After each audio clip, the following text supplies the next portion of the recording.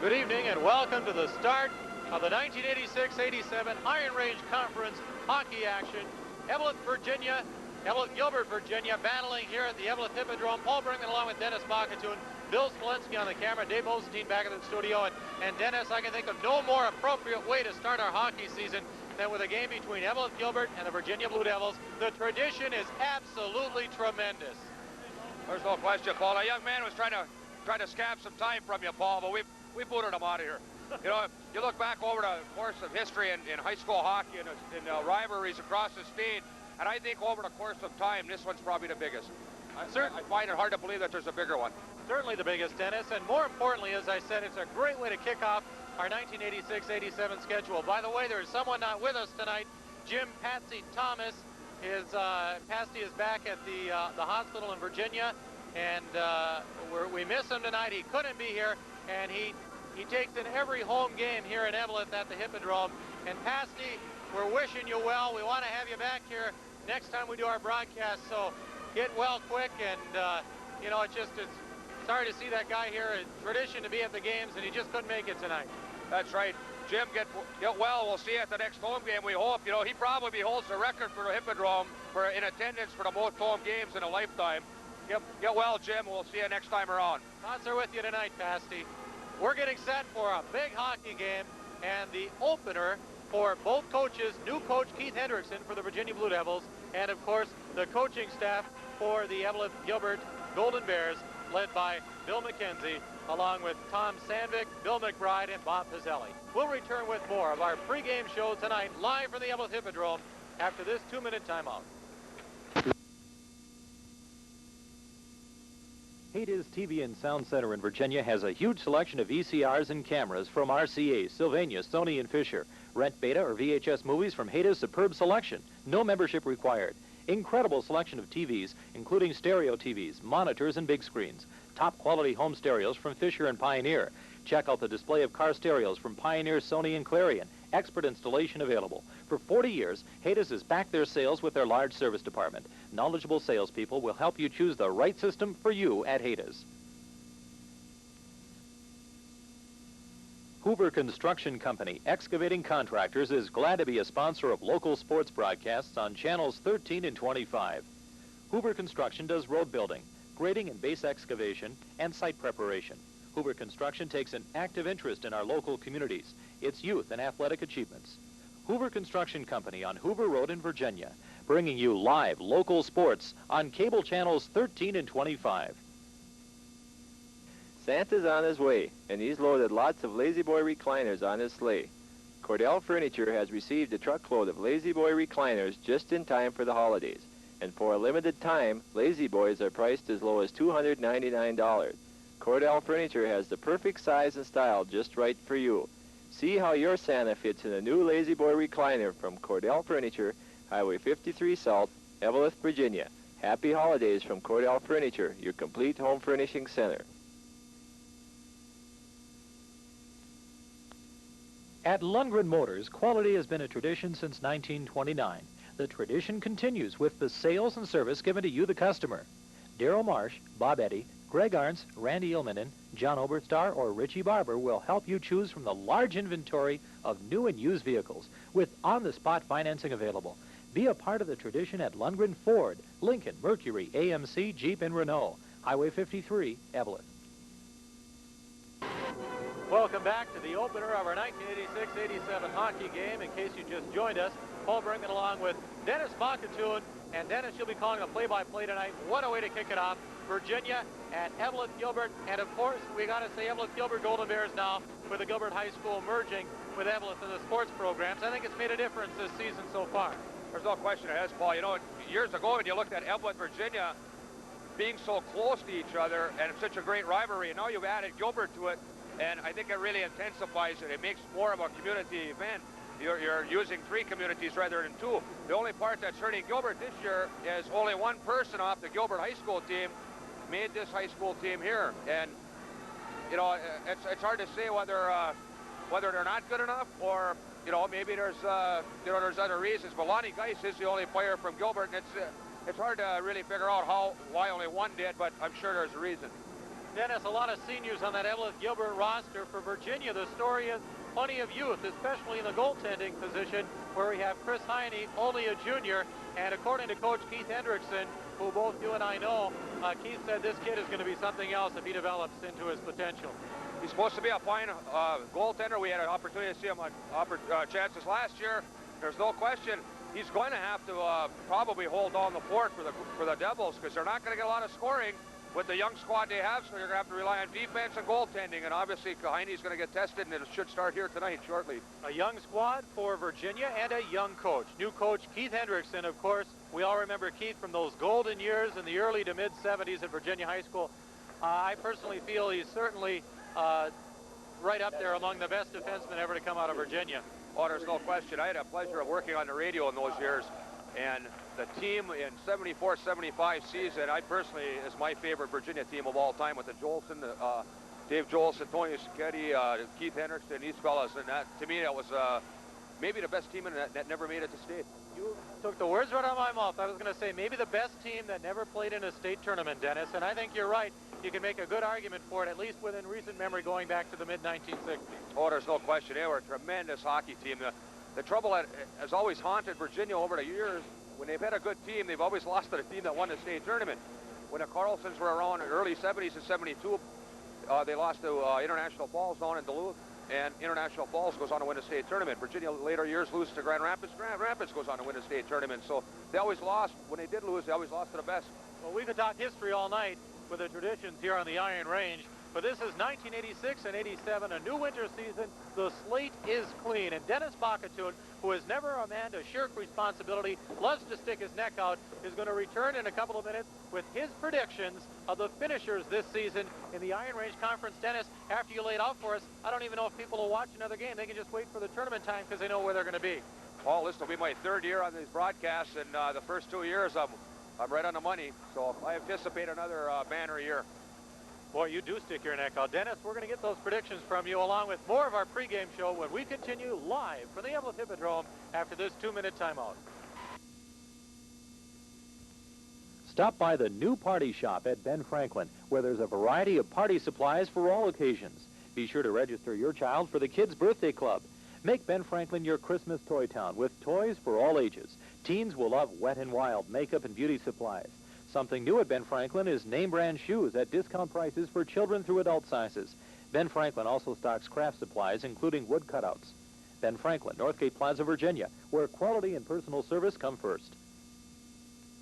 Make that short drive for big savings at Frank's Tire Service in Gilbert. Save on batteries, brakes, shocks, and top-of-the-line Kelly Springfield all-season radials, Stratton, Emco, and some Goodyear tires, complete with computerized wheel balancing. Frank carries quality coach muffler systems, installed and fitted to match your vehicle by the expert staff of mechanics. Frank's Tire Service also does brake jobs at reasonable prices. Make that short drive for big savings at Frank's Tire Service, Highway 135 in Gilbert. Enjoy a great pizza after the game or anytime from Dave's Pizza in Virginia. Dave's makes their pizza fresh to your order using the best ingredients available. Choose your toppings from pepperoni, sausage, beef, Canadian bacon, mushroom, and more. Order yours with extra cheese or order the deluxe and get the works. And remember, Dave's also makes frozen pizza, subs, lasagna, and conies. Call 741-DAVE to place your order now. Dave's Pizza, corner of South 2nd Avenue and 3rd Street, Virginia. They deliver Dave's Pizza, Virginia. Classic Awards in downtown Virginia is more than a trophy shop. It's your complete award center for any occasion. Recognize that special employee with an engraved walnut plaque. Dress up and distinguish your working place with our selection of engraved clocks and wall hangings, or browse through our unique home and office gift idea center. Call or visit Classic Awards in downtown Virginia. Our phones are answered 24 hours a day. That's Classic Awards, Chestnut Street, downtown Virginia. Welcome back to our pregame show. And Dennis, as much as I like to give you a hard time, I really respect your knowledge of sports. And I'm going to put you on the line here. Iron Range Conference Hockey. Who are the contenders? Who are the pretenders this season? Well, Paul, I went to the Jamboree last Friday over in Virginia. Wooly and myself, out there, we were discussing what we thought was going to happen before the games were played. A lot of hoopla was said about Greenway prior to that Jamboree. Greenway played International Falls. when that was over and done, it proved that the Hoopla was everything it deserved to be. Greenway is by far the best team in the IRC, in my opinion. I pick them hands down to win it. Greenway Coleraine, excellent hockey tradition over that way. What about Hibbing? Defending conference champion. I mean, are they just going to be a little weak this year, losing too many seniors? They lost a number of seniors, but I'll tell you something about Hibbing. Hibbing doesn't seem to matter what type of year times they put on juniors, seniors. They'll be good. They'll probably run. I'm going to pick them as third. All right. You mentioned Greenway Coleraine, top of the heap. Greenway is third place. Who is going to be a surprise this season?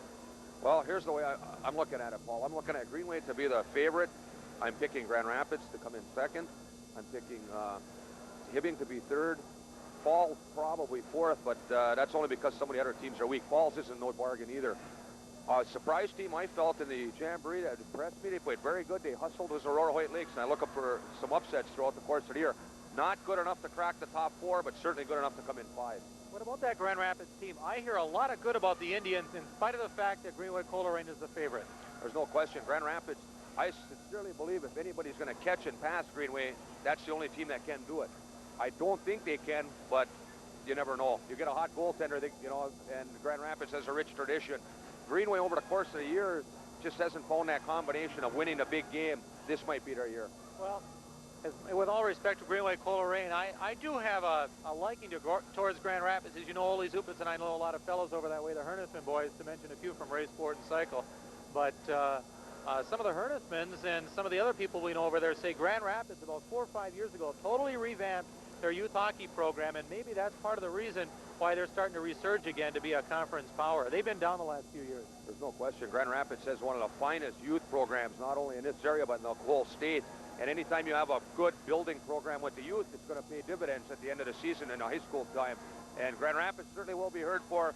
I just personally think that Greenway is so overly talented. They have Chris Miller on a team who played the Junior Nationals, probably the best defenseman to come out of this area in many years. You have Ken Jernander, Coach Bob's kid, who's going to put on a lot of lights this year, goal scoring. You have Derek Vekic, another senior forward.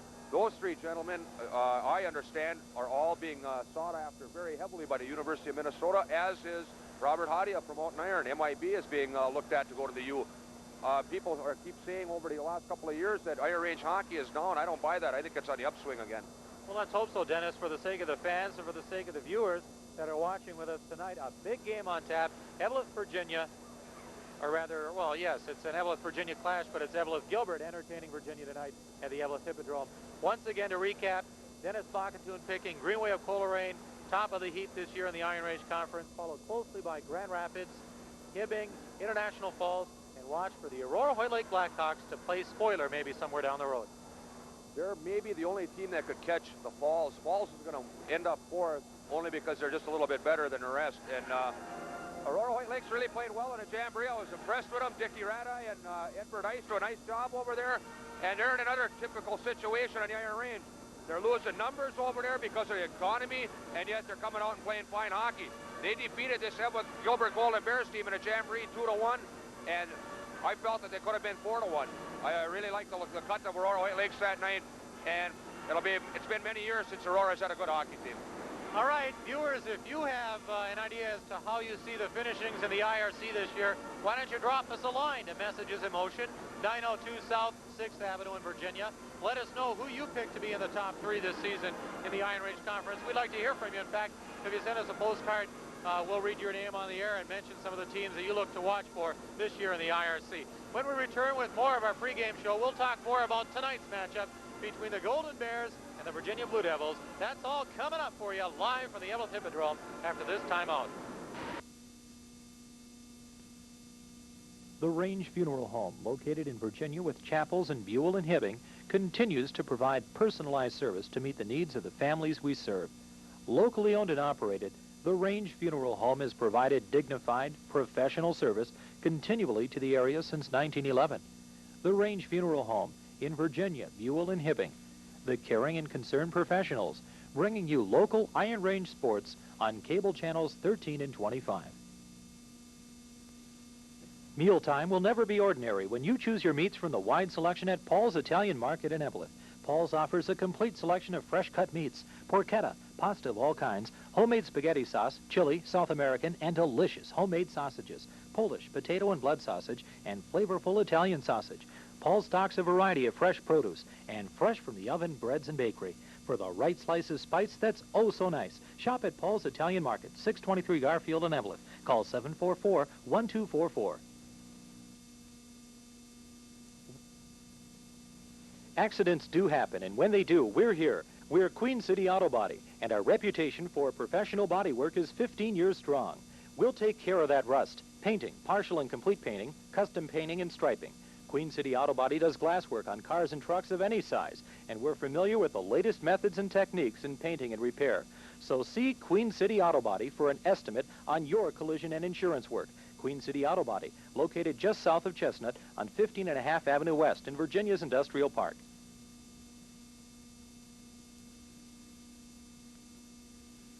Drive in for a complete cooling system analysis soon to Northland Radiator Service, conveniently located at 500 6th Avenue North, next to the Virginia Bus Depot. At Northland Radiator, you'll receive complete radiator service from cleaning to repairing to recoring, all done professionally at competitive prices. We're happy to be a part of local live sports at Northland Radiator. For auto, truck, and industrial radiators and heaters, contact Northland Radiator Service in Virginia. Welcome back. We're live from the Eveleth Hippodrome. Paul Brinkman along with Dennis Bakatoon, Bill Smolensky on the camera, and Dandy Dave Mosentine back at the studio tonight on the trigger and controlling our control board back in Virginia. Dave, good to have you with us as always. Big game tonight, the opener in the Iron Range Conference for the Virginia Blue Devils. Coach Keith Henderson told me last night he's a little nervous, and well, he should be. It's a new season, a new coach, new program, and of course he's got a lot of hopefuls simply because they're looking at a young Virginia team. We're going to talk about the Virginia team and that Eveleth Gilbert team in a moment. I want to take a timeout first of all to mention a homecoming of sorts for Air Force Captain Chuck Delich tomorrow night. The Eveleth native, who is now the head hockey coach of the Air Force Academy Falcons, will bring his team to the Eveleth Hippodrome to play the St. Scholastic Saints as part of a two-game college weekend series.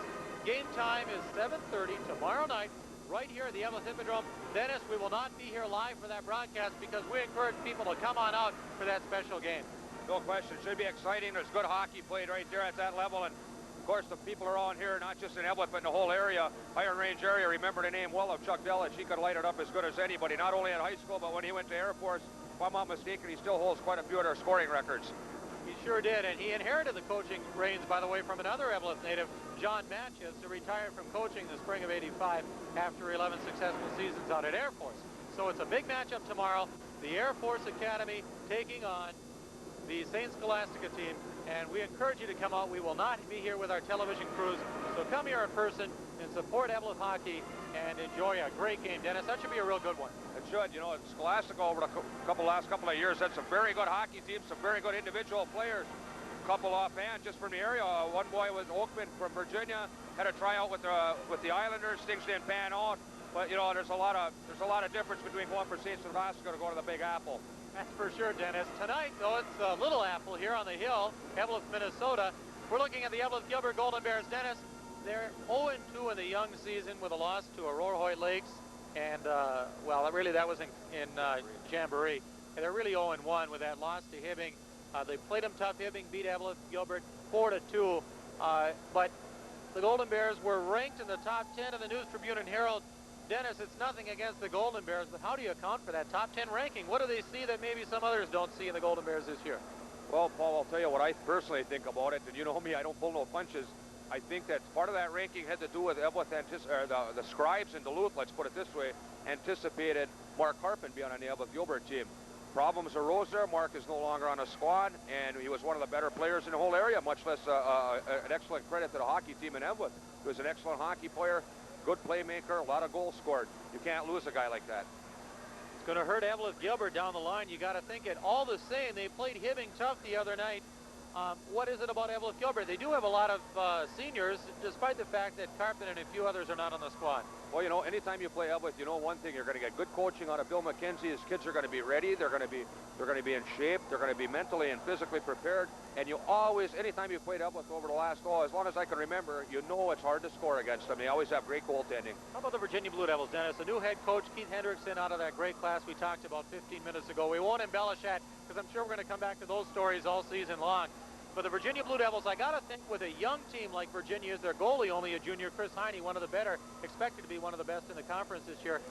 That's possibly good news for new coach Keith Hendrickson to have young players he can mold into his style of hockey. There's no question. We look forward to Keith doing a very good job in Virginia. He's starting out with a young team. That might hurt as far as this year winning and losing record-wise. And a lot of people are going to say, hey, how come they're not winning more games? They are young. You know, it's tough to really put a pinpoint on it. But over the course of time, I really sincerely believe Keith Hendrickson will do a fine job and turn the whole Virginia program, which I believe is in total disarray. We've gone over this the last couple of years.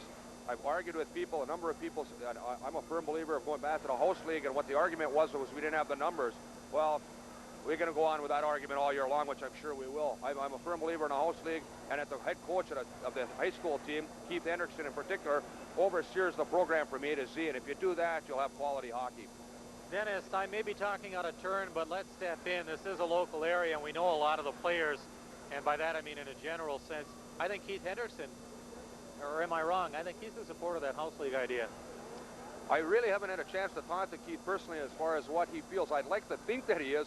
I hear rumors that they're going away from that traveling team somewhat, and they're going back to the house league, but I really don't know for sure. I haven't checked into it yet, but I'll guarantee you by the next broadcast we'll have that news. Thanks, Dennis. And my apologies to Keith, by the way, in case I talked out of turn there, but I had to step in. It's just something we're curious about because a youth program is so important to the development of the high school team. Face it, and we're not talking won and lost record here. We're talking ice time, playing time, learning the skills, because whether or not they beat Grand Rapids, the Pee-wees, doesn't make much difference. If you can develop good players, they'll gel later on in high school. Well, you know, Paul, people will argue that, and I always say that if you got a good youth program, it's by far going to pay dividends. The Greenway team we talked about earlier in this program that I picked to be the team to beat around here in the IRC, that team was the Bantam state champion. Now, it stands to reason if you're a state champion at a lower level, you're only going to get better. I look forward to that. I look forward to watching these youth programs change around. And I think one other point that people don't understand about the youth program, and this is something else I feel very strongly about. I don't care if I have a son who plays basketball, he should have that right to go and play hockey on a Saturday morning in a house league because your taxpayers' money guarantee you that fact. And I've talked to a number of people that feel that way. Whether you're going to become a high school hockey player in the future shouldn't leave you out of playing on a Saturday morning. Dennis, I agree with you wholeheartedly in that respect. These kids are not pro players. They shouldn't be funneled. If they're a talented athlete or if they got a lot of energy, let them play hockey as long as they possibly can, as long as there's not a schedule conflict. Well, Paul, you look back when we were growing up in a Virginia school district, I could play hockey at the minors on a Saturday morning, change, take a shower, and run over to the gym and play in a basketball grapefruit league. So we had the best of two worlds, and now they're trying to take that away, and I don't buy it. All right, enough commentary. We're going to get set to get underway here, live from the Eveleth Hippodrome, between the Eveleth-Gilbert Golden Bears and the Virginia Blue Devils. That's all coming up. Iron Range Conference opener for Virginia tonight after this 2-minute timeout.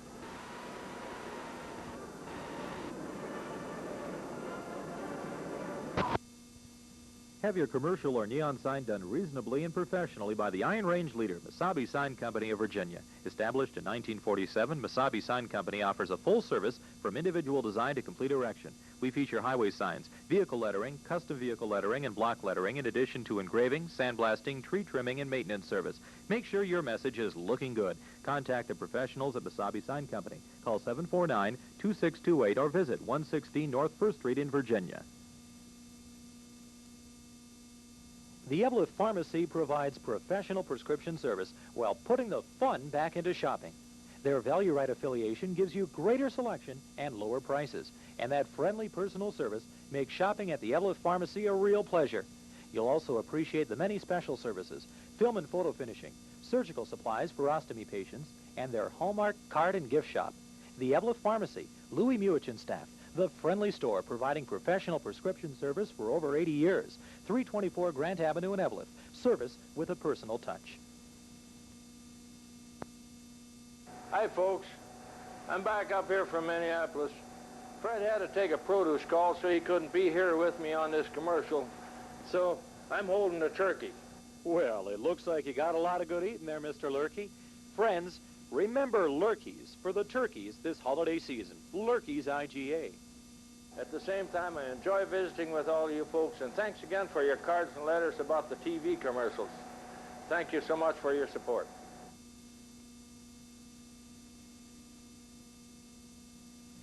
Discover the local advantage of the many financial services available at Queen City Federal Savings and Loan. Whether it's an interest-earning checking account, a high-yield savings account, or a low-interest loan, Queen City Federal has an account to fit your needs. Even special services for senior citizens. Whatever your financial needs, Queen City Federal can help you. With first-class financial services available and 3 convenient locations to serve you in Ely, downtown Virginia, and the Thunderbird Mall, you'll discover the local advantage of strength, security, and service at Queen City Federal Savings and Loan. Member FSLIC. Welcome back, sports fans. There you can see a couple of the Virginia high school hockey players. At goaltender Chris Nemi, wearing number 4, Paul Paletti, wearing number 7, forward senior Willie Speltz, John Bussey, wearing number 8, senior forward. At defense, number 16, Big Randy Babaraki, and his defensive mate will be number 17, Brian Koski. That's the starting lineup for the Blue Devils. The rest of the Virginia Blue Devils coached by Keith Hendrickson, assisted by Doc Sanaway and Brian Keogh. Starters for the Eveleth Gilbert Golden Bears. Starting lineup for the Eveleth Gilbert Golden Bears. Wearing number 30, and in the goal. In the goals, junior, number 30, Jason Matson. At a wing, wearing number 2, Corey Kukowski. At one wing position, wearing number 2, Corey Kukowski. And a wing, wearing number 3, Chuck Ruth. At the other wing position, wearing number 3, Chuck Russ. At defense, wearing number 11, Barry Rigstead. One defensive position, wearing number 11, Barry Rigstead. At defense, wearing number 16, John Sleeman. At defense, wearing number 16, junior John Sleeman. And at center, wearing number 17, Eric Grahek. The rest of the Eveleth Gilbert Golden Bears.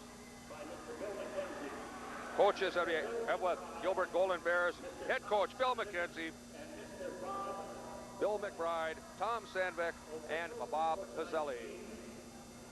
Mr. Bymark, Mr. Jensen, and Mr. Casalter. We have Cal Casalter, John Bymark, and Jensen as our officials tonight. Please listen in to our national anthem.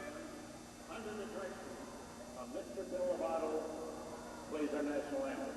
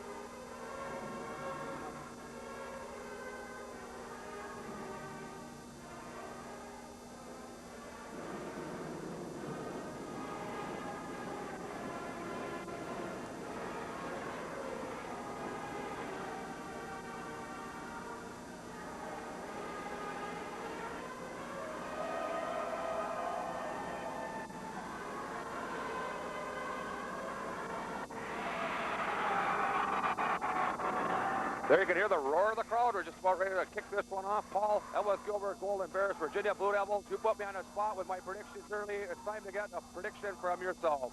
Give me a score and maybe a why. You put me in a tough position here going against my friend Keith Henderson, the coach of the Virginia Blue Devils, and the home ice advantage for the Eveleth Gilbert Golden Bears. The Golden Bears have got to be hungry coming up short against Hibbing, but I think Keith and his young squad are going to pull up an upset here tonight at the Eveleth Hippodrome in a close one. I'll call it 4-3 Virginia, Dennis, but it could go either way. There you have it.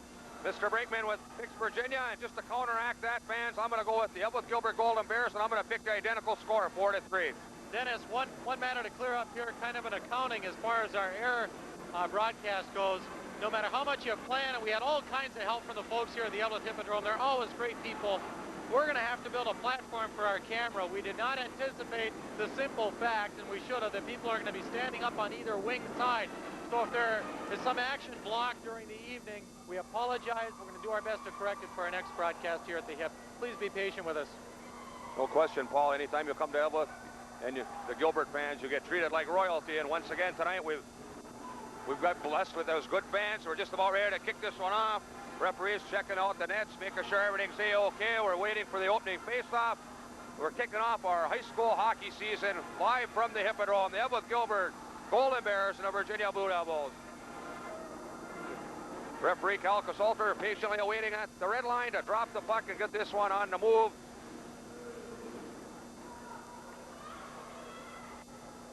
There's somewhat of a minor delay here for a second. I think one of the gates is open down in the far left-hand corner. We're waiting that to be shut, and we'll get cooking here.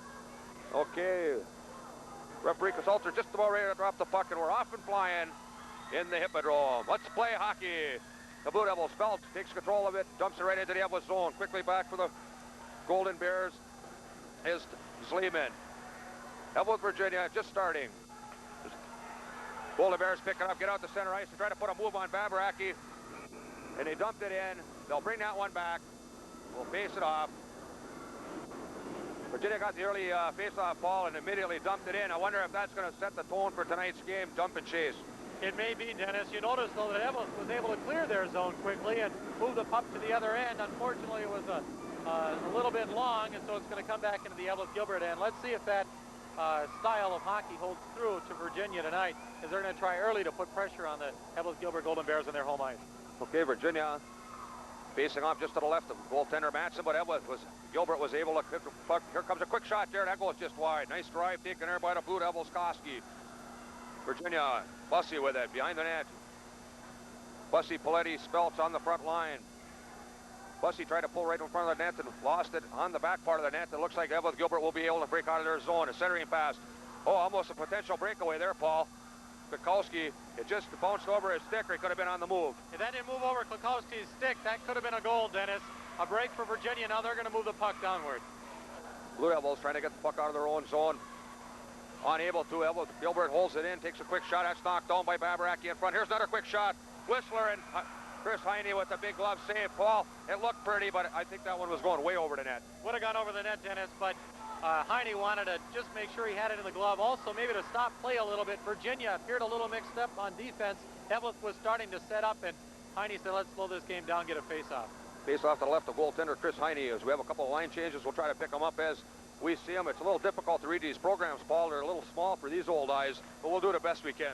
Those are the smallest letters I've seen on a program, Dennis. Blue Devils trying to break out of the zone. They lose it. The Golden Bears in turn lose it right back. Back come the Blue Devils. Virginia Blazer dumps it in. Paul Blazer back after it for the Golden Bears. Paul Zatoni. Eveleth Gilbert and the Virginia matchup tonight, fans. It should be a dandy. We're just opening up in the first 2 minutes of tonight's hockey game. The Golden Bears controlling the puck. Eveleth goes out into the neutral ice. That's Grayhick, Tim Grayhick. He dumps it into the Virginia zone. There's the whistle. Paul, one thing you're going to notice a lot this year, I was going to bring it up in the pregame and I forgot to. There's been a rule change as far as the icing rule is concerned. In order to dump it into the opposition zone, you have to cross the red line first. Otherwise, it constitutes the two-line pass. And a lot of this was brought up at the Jamboree when they were calling. The referees were blowing a whistle and nobody understood it. And we found out that there was indeed a rule change. You won't be able to weed-lay that easy anymore, Dennis, with that new rule. And once the players adjust, it could speed up the game a little bit. You'll see a lot more passing. Face-off in the other zone, controlled by the Blue Devils. A shot taken there, that goes just wide. Giving chase for the Golden Bears is Derek Thomas. He's hammered into the boards on a nice body check by Devin Davidson. Puck comes out into neutral ice. The Blue Devils controlling. Devils dumping it in off the stick of Brian Bailey. Giving chase for the Blue Devils. Virginia Blue Devils playing pretty well so far, Paul. They're moving the puck around, but they're not really getting any heavy shots. There was one good shot, and that, of course, was taken. There's an open in front. Oh, puck rolled right past Madsen, and Speltz was there, but he couldn't quite get the stick on it. Here come the Golden Bears on the 2-on-2. They dump it in, the Golden Bears off of the stick of Jason Strukel.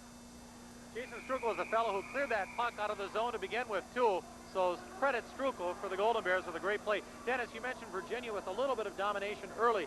They have a size advantage in the game. We have to remember the Virginia Blue Devils, and in a smaller school, well, any high school really, your athletes play a lot of sports. They had a great defense this year on the football team. The offense sputtered, but the defense is good, partly because of big boys. A lot of these same big boys are on the ice tonight for the Virginia Blue Devils.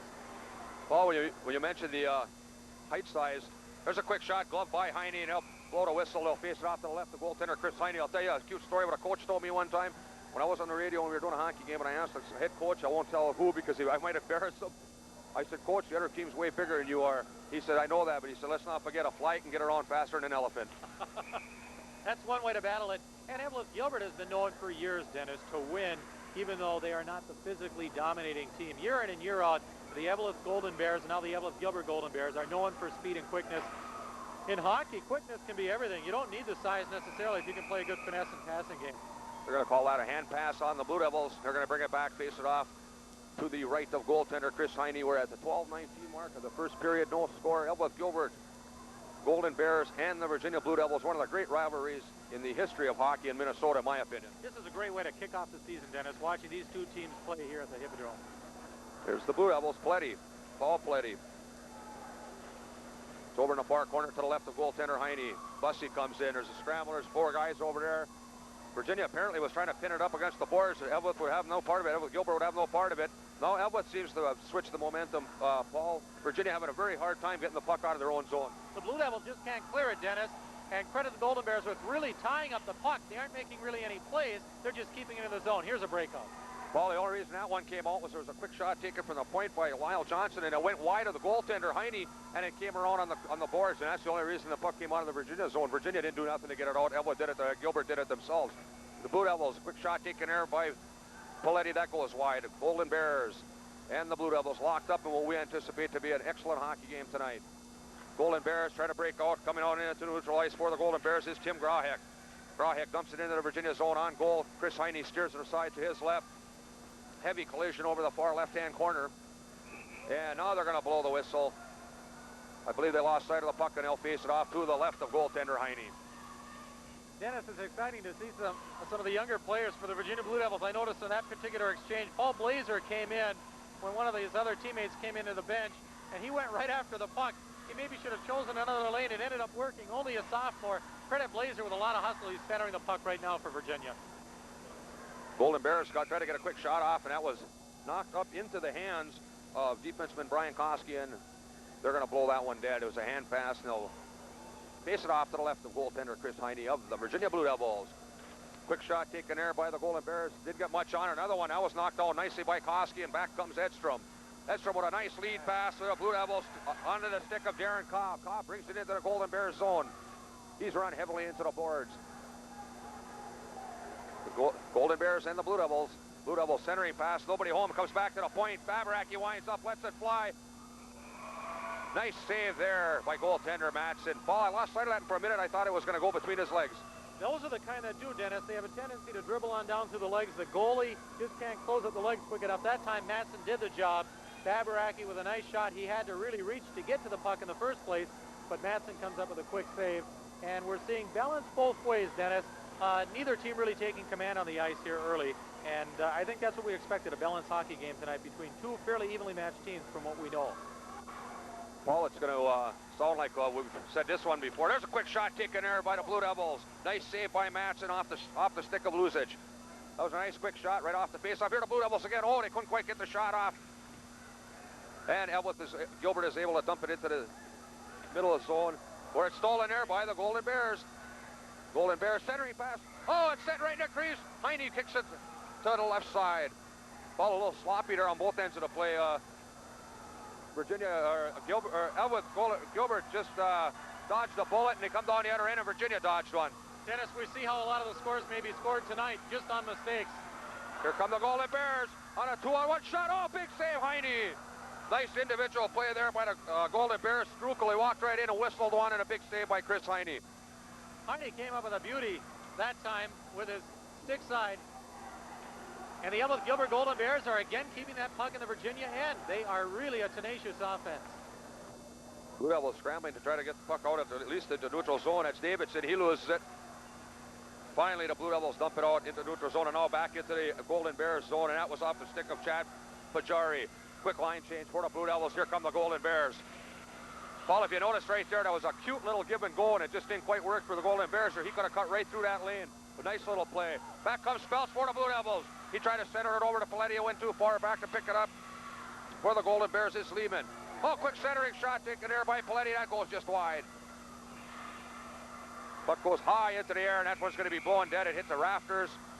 We'll take a quick break. There's 9:12 remaining in the first period. Oh, wait for the line changes. That's what I meant by the break, Paul. I didn't mean commercial time. Hold on, Mosey. We don't want to get you too rattled. Thanks, Dennis. I was ready to reach for the trigger finger. Face off in the Golden Bears zone. The Golden Bears control. Bringing it on into neutral ice and picking up the loose puck is Sabetti, Steve Sabetti. It's quick centering pass there, just too long for Tim Grahek. He was in good shape. Centering pass taken there. That goes way wide off the stick of Sabetti. Golden Bears and the Blue Devils locked up in a good one. There's a centering pass that's picked off by Speltz. Back come the Devils. Speltz is going to get called. There's a tripping penalty, you bet. Nice play on Willie Speltz. He cut inside, Paul, and what happened was the Golden Bears that looked like Paul Satoni tried to take him out, and they ended up tripping him, and the Virginia Blue Devils go on the power play for the first time tonight. Dennis, an excellent opportunity for the Virginia Blue Devils. Tony, a clear trip of Speltz as Speltz was trying to break around the side at the red line. And Virginia will have that man advantage for a couple of minutes. Let's see what the Blue Devils can do. And meanwhile, let's see what this experienced Eveleth Gilbert Golden Bear team can do on the power play killing. They're going to get a tripping penalty on Satoni for 2 minutes for tripping. And we'll try to set the power play unit for the Blue Devils. Up front, it will be centering Paul Blazer. To his left wing will be Dean Edstrom. To his right wing, Darren Cobb. And defensive positions will be Babaraki and Chad Pajari. Out there to kill the penalty for the Golden Bears will be Chuck Russ, Corey Kukulski. Back at the points will be Regstead and Lyle Johnson. Blue Devils, power play hockey. Edstrom centering pass to Blazer. They lose it, and the Golden Bears try to drive it out of zone. Are unable to. Held in nicely by the Blue Devils. There's Babaraki with it. Centering pass, that's near the side. Babaraki to Pajari. Pajari back to Babaraki. He winds up, takes a shot, knocked aside by the Golden Bears, but here comes Blazer. Blazer takes a shot, goes high over the net. Blazer controlling it for the Blue Devils. Dumps it back behind the net onto the stick of Darren Cobb. Back to the point, Pajari. Pajari winds up, takes the shot. Oh, nice save there by Matson. And the Golden Bears are able to kick that one down the length of the ice. Paul, nice. That was an excellent save on Matson. We've seen a great goaltending here early. The goaltending may be the story of the game when the final page is written. Both ways, looking good so far in the first period. Blue Devils trying to set up. They are out on the power play. Blue Devils in their own zone. Will break out. Pass goes too far for Darren Cobb, and back to retrieve it for the Golden Bears will be Lehman. And they send it to the length of the ice. Virginia's got to spread it out, open it up, get the puck into the zone, then set up and get some scoring opportunities. Virginia had it earlier, Dennis, but now the Golden Bears are quite pesky, and they're dominating in spite of the fact they're a man short. Still, the Golden Bears dumped the puck right back into the Virginia zone. And now stolen by the Golden Bears, but in turn taken right back, and here comes Blazer. Blazer and Cobb. Blazer, Paul Blazer hits the Golden Bears zone. Blazer brings it into the far corner. Blazer back to the point. Cobb with it. He loses it, and they're going to have an offside in and out. Went across the line and right back in. Paul, what happened there was they had too many people in one area. They certainly did, Dennis. So far, Virginia is showing their youth and inexperience. Keep in mind, only a couple of seniors, a lot of juniors, and even sophomores on that Blue Devils squad. Their passing isn't quite as clean. They don't set up as well as the Eveleth Gilbert Golden Bears do, but all things considered, Virginia has played a balanced game. Unfortunately, they are failing to take advantage of this power play opportunity, though, and those kinds of things can come back to haunt you in a close match. Okay, there's been a couple of line switches here for Virginia. They bring out the line of Paletti, Speltz, and Bussy, and the quick shot taken by Speltz. That goes just wide. Bussy picks it up. We'll try to set the lineups as we get them. Here are the Blue Devils. Paletti, he takes a quick shot. Save Matson. Another nice save by Matson. We're seeing excellent goaltending in this one. Virginia on the power play. The Golden Bears able to drive it to length of the ice. Back for the points for the Blue Devils are Brian Koski and Scott Stanaway, and that kills off the penalty. Eveleth Gilbert didn't do a bad job, Paul, but Virginia did have a couple of good scoring opportunities. Credit Jason Matson. Matson did a fine job goaltending, and in some respects, however, the Blue Devils were their own worst enemy during that power play advantage, Dennis. Big save there by Heine as they took a bomb away from Lyle Johnson, unleashed a howitzer, and he kicked that one aside. Back come the Golden Bears, Johnson. Johnson, centering pass, Golden Bears walk it and shoot, score! I believe it looks to me like Tim Grahak's going to get the goal, Paul, but Lyle Johnson made the play, avoided a check, dumped the pass over, and literally the Golden Bears had two people. It looked to me like it was Tim Grahak. It was Johnson to Grahak or Johnson to Davidson, but Johnson set up the play. We'll get the official scoring for you, fans, but what happened was Johnson made a couple of moves, dumped the puck out in front of the net, and there was two Eveleth Gilbert players striding in toward the net, and it was difficult to see exactly which one got their stick on it. I'm going to credit it up until this point to Tim Grahak. Nonetheless, no matter how you cut it, Paul, Eveleth Gilbert Golden Bears up 1-0. Paul will get the official scoring as we face it off, and we're back to action. The Golden Bears controlling it. They lose it at center ice. Oh, they're going to give it to Gonzalez, and they're going to give Tim Grahak the assist. That one might be subject to change, Paul. I've seen it happen before, but as of right now, they're going to give it to Gonzalez. I think they have that turned around, Dennis. Nonetheless, the Golden Bears capitalized. Dennis, the story is Virginia did not capitalize on the power play opportunity. The Golden Bears were fired up after killing off the penalty, came back and scored right away. See how those things can come back to haunt you. Virginia's down now. Blue Devils with the puck in the Gilbert zone. Here's a quick shot taken there. Whistle off the stick of the Blue Devils. Brian Bailey, that was kicked aside by Matson. And, you know, Paul, you can't fault Chris Heine. There was literally two Golden Bears in front of him, and he was by himself. He didn't know who to watch, Dennis. He did a super job just stopping it. I mean, to try to make a play on it. The Golden Bears had that one all the way, and the Virginia defense just collapsed. Heine's been playing well, but you can't stop them all. A few are bound to go in. Oh, there's a mass array here, Paul. I'll tell you what happened. They're going to call the Blue Devils on offside, but boy, I'll tell you, they really botched one there because they caught Eveleth Gilbert in the line change, and they weren't able to capitalize on it. In fact, Eveleth Gilbert's quite lucky they didn't get called for too many people on the ice. Dennis, you're right. There was a lot of gold and maroon on that ice, and we're seeing what is typical of early season hockey. Some of the typical mistakes, neither team really gelling, and as I said, the scoring is going to come when teams make mistakes tonight, as it did in that first goal for the Eveleth Gilbert Golden Bears. I don't think our good buddy, Coach Bill McKenzie, would ever try to get away with too many men on the ice, Paul. Great individual, great high school hockey coach. Well, like Bill says, it's much easier when you have 6 out there instead of 5. He didn't say that, by the way. Paul's trying to get Bill in trouble. Bill knows we're kidding. We had a whistle. We'll try to cipher this one out. I think Eveleth Gilbert's going to draw a penalty, Paul. It looks like heading to the old sin bin is Jason Strukel. We'll get the official call on that from the public address system. And the Blue Devils once again will play power play hockey with 4:54 remaining in the first period. Eveleth Gilbert Golden Bears 1, the Virginia Blue Devils 0. The Blue Devils send out Dean Edstrom. We'll get their whole lineup. Dean Edstrom on the left wing. Right wing will be Darren Cobb centering. Paul Blazer at the points will be Chad Pajari and Scott Stanaway. Killing a penalty for the Golden Bears. Up front will be Kakowski, Russ. I believe that's Lyle Johnson at the point, and of course Barry Reichstad. 2-minute penalty for Slashing. There's a quick shot, knocked down in front by the defense, and the Golden Bears will try to shoot at the length of the ice. They're able to. Chris Heine will stop the puck there and leave it. What was the penalty, Paul? It was on Slashing on Strukel, Dennis. We didn't quite catch it. Bill Smolenski may have gotten it in the camera. Nonetheless, Virginia has the power play advantage. Second power play advantage in this first period for the Blue Devils. They desperately need one, trailing 1-0. There's a potential breakaway for Darren Cobb. No, the puck's going to go too far, and Matson kicks aside. Darren Cobb had the right idea, Paul, but he pushed it to himself way too far ahead. Instead of slapping it down to the ice, Dennis, he slapped it ahead and was able to get the Matson the easy save. And the Eveleth Gilbert Golden Bears are doing an excellent job killing the power play so far here in the first period. Can't argue with that, Paul. So far, it's been the Golden Bears' night, but Blue Devils on the move with the puck and the power play. This is Cobb. Darren Cobb brings it in. Cobb, oh, great individual play, Paul, and he just couldn't get the shot off. Cobb is an excellent athlete, Dennis, and we're going to see a lot of him this year for the Blue Devils on the ice. Eveleth Gilbert able to drive the puck the length of the ice, back to retrieve it for the Blue Devils. Wearing number 6, Scott Stanaway. Stanaway fanned on it, almost lost it. It's just sitting there, the Golden Bears. Gonzalez I thought they were going to get a quick shot. They could never pull a trigger. That wasn't Gonzalez. That was Grahek. Back comes Speltz. Speltz walking in, takes a shot. Oh, saved by Matson. The Blue Devils power play hockey. Babaraki across to the point. There's a shot. Oh, nice save by Matson again. Centering pass. Matson freezes it. What happened was Babaraki sent it across to his mate, Brian Koski. Koski let go of a nice slap shot, just steered wide. Matson didn't seem to really know where it was, Paul. He didn't, and it's funny because he had a lane to see, but he was having trouble. Maybe he lost it in the face mask, Dennis.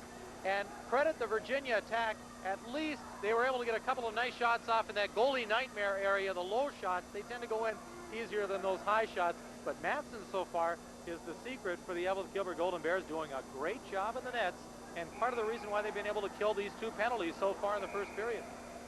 We're going to have another quick line, not a line change, but a personnel change. As coming off the ice, you see him skating right into your home as Bob Heimelainen, and replacing him will be Corey Kukulski for the draw. Virginia power play hockey. The Blue Devils, Babaraki, he'll take that shot, winds it up, but it was tipped just wide. Here's Speltz centering. Oh, it was centered right on the stick of John Bussey. John was unable to pull the trigger. The Blue Devils controlling it. Blue Devils on a power play. Another quick shot, that goes wide. Paul, Virginia's had a number of good shots, but what's happened is they've shot them way wide, and they've just never been able to pull a trigger. They've been in position. Here's Speltz. He puts some nifty little move on, but the Golden Bears steal it. Both teams at full strength. The Devils with the puck. The Blue Devils behind his own net will be Koski. Koski with it. He's being hounded, and I mean hounded by Jason Strukel. Centering pass, nobody home. There's John Bussey for the Blue Devils. Bussey and Speltz on a 2-on-2. What's going to happen there, Paul? People are wondering where everybody else went. The Blue Devils were on a line change at the time, and that's why Willie Speltz and John Bussey ended up there literally 2-on-5. Hey, Dennis, I got to make a comment. One of the Golden Bears, Mike Gonzalez, took a run at Bussey when he was on the ice. I didn't like that. Well, and he's still on the ice. You could hear the thud in the crash as he smashed into the boards, and apparently the officials never saw it. I know you did, and I know I did, Paul, but normally I don't like to we don't like to single out certain players, but Bussey was already down.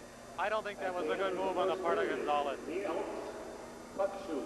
could see the coaching staff of the Blue Devils, Keith Hendrickson and Doc Stanaway, walking out to take a look at John Bussey. We certainly hope there's nothing wrong with John. And you can see Doc Stanaway right away looked at the official and made a motion. Why wasn't the penalty called? We'll await, hopefully John will get up and skate back to the bench, and there'll be no further damage. But I agree with you, Paul. It was a cheap shot, flat out. It was, Dennis. And again, this is high school hockey. We don't try to jump on kids. But one thing, and that's part of the reason why I'm mentioning singling out a player on a position like this, nothing to do with the game, really. I don't think there's any room for dirtiness, especially in sports at this level. And when a kid's down, he's hurt, you don't need to take a run at him. I don't know, maybe Gonzalez didn't see him, but let's hope, I hope for his sake, he was just accidentally moving in on him, because Bussey was already down and already hurt, and that second shot really put him out. He may have really gotten the wind knocked out of him. Thank goodness he's up on his feet. He may be back. We certainly hope so. Paul, what happened there also was, when John went down, he fell on top of the puck, and so the play should have been whistled dead anyway. And when the officials were standing right there, now they knew where the puck was. It was underneath John Bussey, and then all of a sudden along comes Gonzalez, and he lets them have it. I think they could have called one very easily there. Dennis, getting back to the hockey game, though, to the favor of the Golden Bears tonight, I think their experience is showing, Dennis. They're setting up better. They're passing a little bit better than Virginia. That's been the secret in the game so far, and as I said, the scoring has come on mistakes so far. Virginia made a mistake in their own zone when they should have cleared the puck. Eveleth capitalized quickly, and they're up 1-0 here in the first period. Okay, Paul, we're down to 2 minutes and 15 seconds remaining. First period, the puck is at center ice. The Golden Bears, here's a 3-on-2. The Golden Bears moving in. Knocked down off the puck as the Golden Bears moved in with Sabetti and Gonzalez. The Blue Devils are able to break it up. Back come the Golden Bears, another one. Another potential centering pass. And Paul, what's happened is a number of times you see Mike Gonzalez standing all alone right in front of goaltenders Chris Heine's face, and Virginia isn't doing a real good job at defense. They're not clearing anybody out of the lanes in front of the net, Dennis. And credit the Golden Bears with some great aggressive play. They're stealing the puck away from Virginia when Virginia's in their own zone. Virginia takes too much time clearing the puck, even passing it out, and the Golden Bears capitalize on it. They figure if a defenseman's going to sit around and wait to clear it, I'll just move in, steal it away. Guys like Gonzalez waiting in front of the net, they're going to be able to pump it in yet tonight. If Virginia doesn't doesn't take that one at some point in the game, it could be a long night for the Virginia Blue Devils. The score won't be as close as we thought it would be. Face off at neutral ice. Blue Devils will control. This is Edstrom. Edstrom. He's ridden off the puck nicely by the Golden Bears. Eveleth, Gilbert, Golden Bears, Virginia Blue Devils locked up in a 1-0 game. The Golden Bears at the moment with the lead. This is Cobb with it. Cobb, he loses it. It's picked off, back to Cobb. Cobb, quick shot. Matson makes the save and pounces on it. Matson is having a great game, Dennis. He's got to have 8 or 9 saves so far, and a couple of them may have gone in if there wasn't a goalie of his caliber in the Golden Bear net. So far in this first period, it has been pretty much goaltending. Chris Heine has been making the saves he's called upon to make. And the one that got by him certainly wasn't his fault. It was a 2-on-0, literally standing right in front of him, and the Golden Bears were able to capitalize. Eveleth Gilbert Golden Bears leading the Virginia Blue Devils 1-0. We have 1 minute and 20 seconds remaining first period. Virginia controlling the puck in the Eveleth zone, in the Eveleth Gilbert zone, trying to desperately to knot this one up. But the Golden Bears are able to break out. They bring it out into neutral ice. The Golden Bears, they lose it. Here's Blazer. Blazer with it. They come in offside again. Virginia is having a lot of trouble on the offside, Paul. It's quite a few times they've blown a whistle on that particular move. Maybe the first regular season game, maybe the fact that they're young, probably a combination of both for the Virginia Blue Devils. I like the way the squad has talent. You can see these kids know what they're doing, but they haven't been able to put it together yet. And there's still a long way to go for the Virginia Blue Devils, I think. It's early in the game, Dennis. Who can tell? We're only in first period. It's in the Golden Bears zone. The Golden Bears struggling to get it out. There's a little scramble going on in front of the net. That Paletti won it and took the puck away and took the shot. And that one was just wide of goaltender Matson. Now the Golden Bears will be able to break out of the zone, I believe. No, they're stolen there, but now they will. Out come the Golden Bears in the form of Sabetti. They're going to blow that one. We're going to face it off at neutral ice.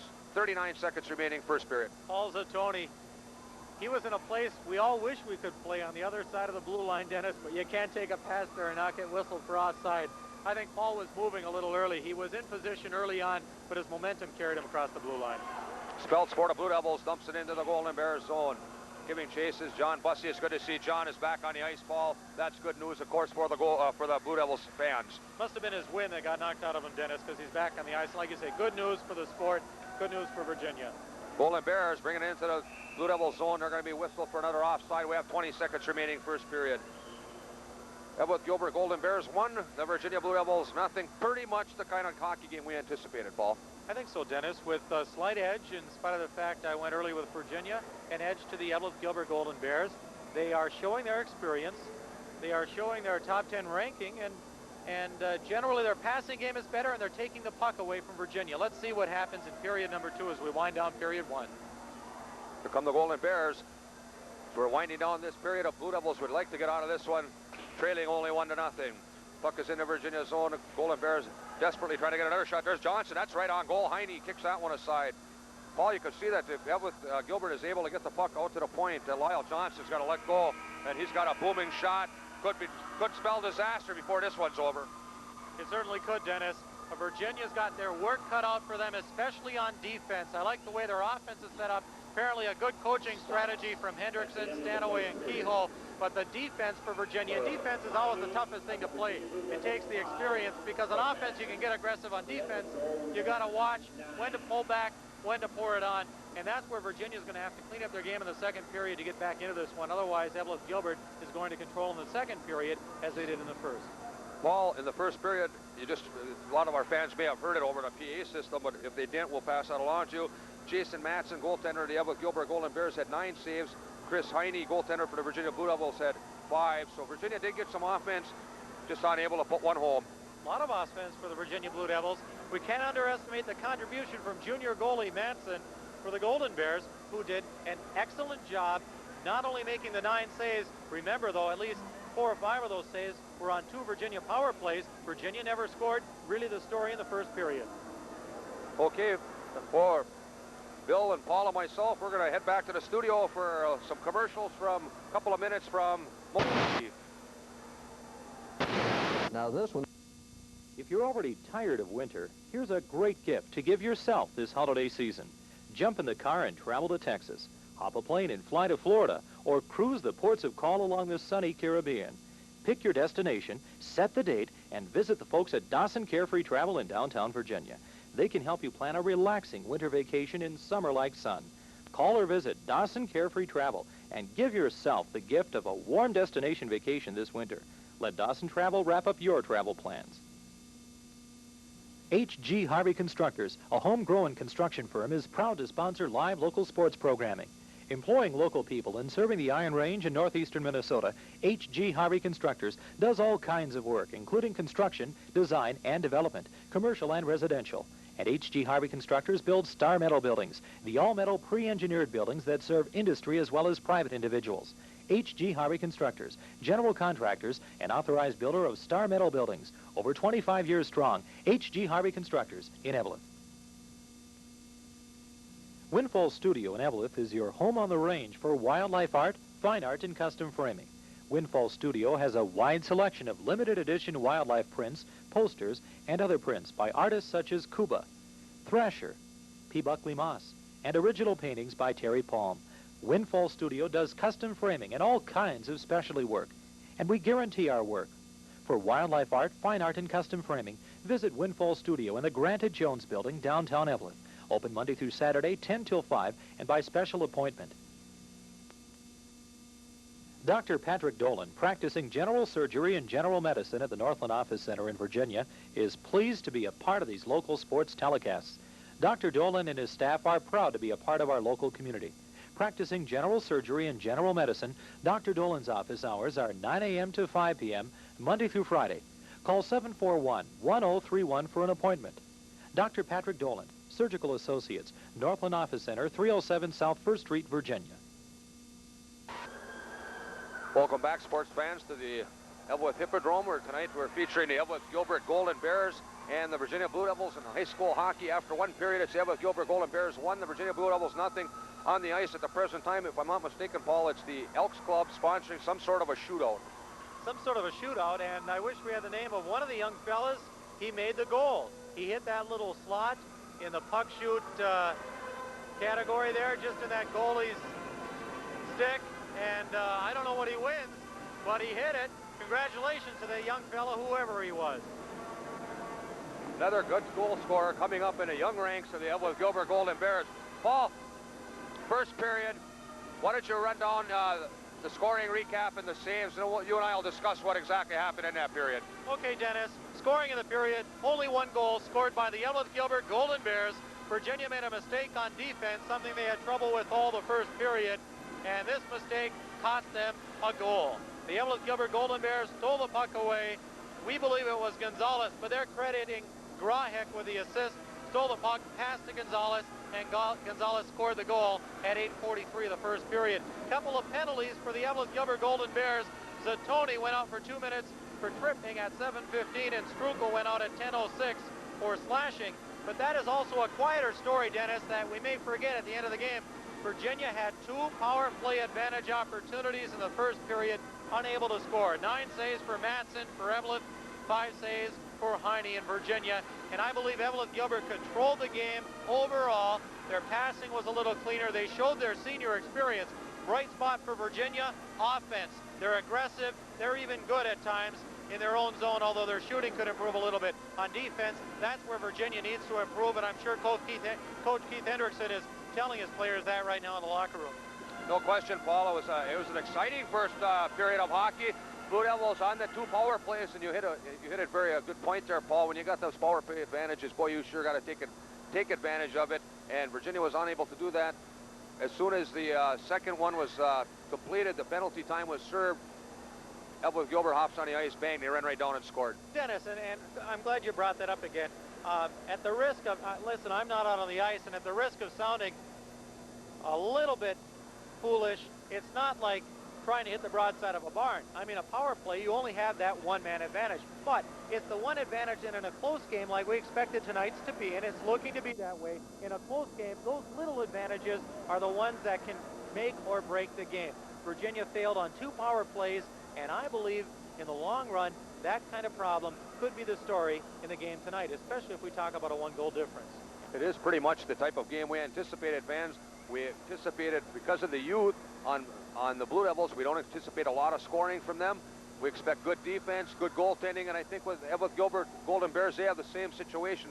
I think they are able to score a little more, but I think that their goaltending, when it's always strong in the Hippodrome, and the rich tradition they have here, and they've always had great goaltending. Keep it down low, and they assume they're going to beat you. Dennis, how do they do it, the Golden Bears? It's amazing. Like you said, here we talked about Heine, and let's face it, he's a good goaltender. Did a good job in the first period. The one he let in, it was a 2-on-0, basically, and he didn't have much of a chance. But we forgot to mention, and my apologies, Jason Matson, number 30, only a junior for the Eveleth Gilbert Golden Bears. Sure, the season is young, and we're not going to crown the guy king at this point, but he played a whale of a first period, and if he has this kind of style all season long, Coach Bill McKenzie's got a lot of stars shining on his locker down in that coach's locker room. There's no question about that. We're waiting patiently as they're making the ice, and I think we're going to head back to the studio for a couple minutes worth of commercials from Moe's. The law firm of Cope & Peterson, located at 415 South 1st Street, Virginia, is another sponsor of these local sports telecasts on cable channels 13 and 25. John Cope, Jeff Peterson, Gary Peglacetti, and Gordy Coldigelli, their associates and staff, are proud to be a part of our area. Their office hours are 8 a.m. to 5:30 p.m., Monday through Friday. The law firm of Cope & Peterson, located at 415 South 1st Street, Virginia. You are invited to Little Italy in Gilbert for a night of authentic Italian dining. Experience our fine cuisine, including steaks, seafood, poultry, pizza, and homemade pasta delights. After a day of work or play, relax with your favorite cocktail in our old Roman lounge or enjoy a sumptuous meal in our Italian village atmosphere. Our experienced chef and staff will cater to your every need. Open at 4 p.m. Tuesday through Saturday. Little Italy in Gilbert.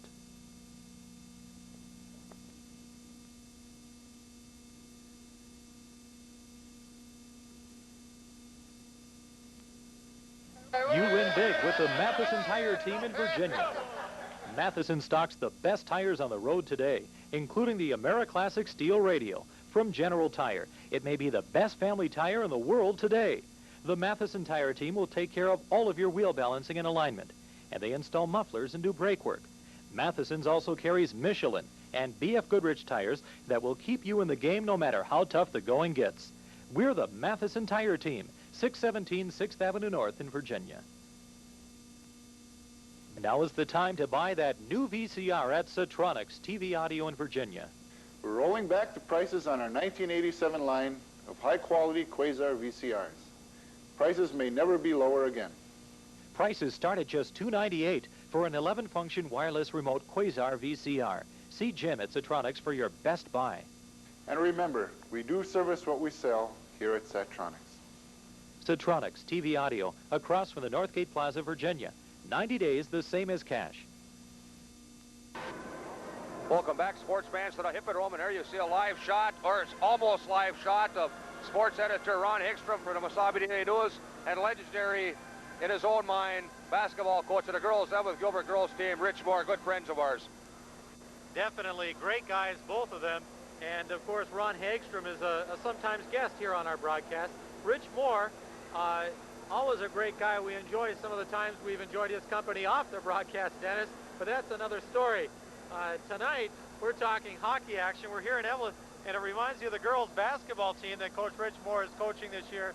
They've got a lot of talent. I heard that in their last victory, they played the second five for most of the second half. Cindy Ellis only had 18 points because she only played a half of basketball. When you're good enough to play your second starting five for your team and still go on to win the game by a wide margin, you've got a good team and a lot of depth, and those two things could bode great news for Golden Bear basketball this season in Eveleth. No question, Paul. Eveleth Gilbert girls team will be an exceptional girls basketball team, as they were a good volleyball team. And their basketball team, I think personally that Rich Moore is one of the quality coaches in the area. He's excellent with the personnel, and he's just an all-around good guy, and he knows basketball from A to Z. He's done a great job with that girls basketball program, Dennis. No doubt about it. We think of a lot of names. Hanel and Ellis come to mind right away. Mary Hanel, of course, now playing down at UMD. In fact, I'm so excited about that Eveleth Gilbert basketball program this year that I got get a little personal here and say I hope the gals don't get too confident. because that's the only risk I think they run. They got to just settle down, play good basketball right through the season, and I think they're going to be one of the teams to watch, not only here in the district play, but if they make it out down at the regions as well. It was a lot of fun, Paul. We had the opportunity last year to go down to Duluth to watch them play in the regions. Unfortunately, things didn't work quite work out as well as they had anticipated, and we also, but it laid the building stones for this season anyway, especially in the form of Cindy Ellis. Unquestionably, I believe she'll be a finalist for Miss Basketball. Well, the ground was laid last year, Dennis, as you said. Eveleth having a great girls basketball program. But as Tom Kramer, a member of the Gilbert School Board, said, you got to remember, even if, and by the way, now that I quoted Tom, I don't want anyone to read into this because he likes this cooperation is working just fine. But as he mentioned, Gilbert and Eveleth separately have enough to field 2 individual teams. That's how good their girls athletes are. Instead, those 2 athletic groups are brought together. They have a lot of strength. There's not only 5 good gals on that team, but there's 10 or 12. I'm thinking of the girls basketball, the girls volleyball team that went down to state. The starting 6 was not the only story. They had 3 or 4 gals off the bench that would come in and play just about every match. So there's a lot of good athletics on both sides. Gilbert and Eveleth coming together to form the Golden Bears this year. And I think we're going to look forward to a great future for girls athletics in the Eveleth-Gilbert school system. No question about it, Paul. It should be exciting. And, of course, we have a full array of sporting events for our fans this year, including high school hockey, girls basketball, boys basketball. I believe there's some wrestling. We're going to do some Wasabi Community College games. I believe both basketball at both levels, girls and men's. And I believe we're doing some college hockey also. We are, and Pat Finnegan has a pretty good team this year, Dennis. They may be a team to watch, and we're looking forward to bringing that action to the folks. I want to remind our viewers, and I have this question asked every day, and I understand it. When is your games? Tune us in on the channel you're watching right now, Channel 13, when you see the time and temperature rolling 24 hours a day, except, of course, when we're on. And take a look. That schedule comes up about every 5 or 10 minutes. We list the date and the time, the teams that are playing, so you can watch that anytime. Check the listing, you'll see the upcoming game. That's right, Paul, and we're looking forward. In fact, I believe the Wasabi Community College has Bottineau from North Dakota on, I believe it's the 17th. I'm scheduled to do that game. I'm looking forward to it. Pat Finnegan, of course, does our North Star games along with Ole Zupitz and Dave Hendrickson and some other people that we infiltrate in there on occasion, but they do a great job with the North Stars game, and I'm looking forward to Finney having an excellent season with his college team. We wish Coach Pat Finnegan the best of luck. He's a great guy and a great coach. Dennis, we're going to take a timeout, I guess, and return with the start of the second period.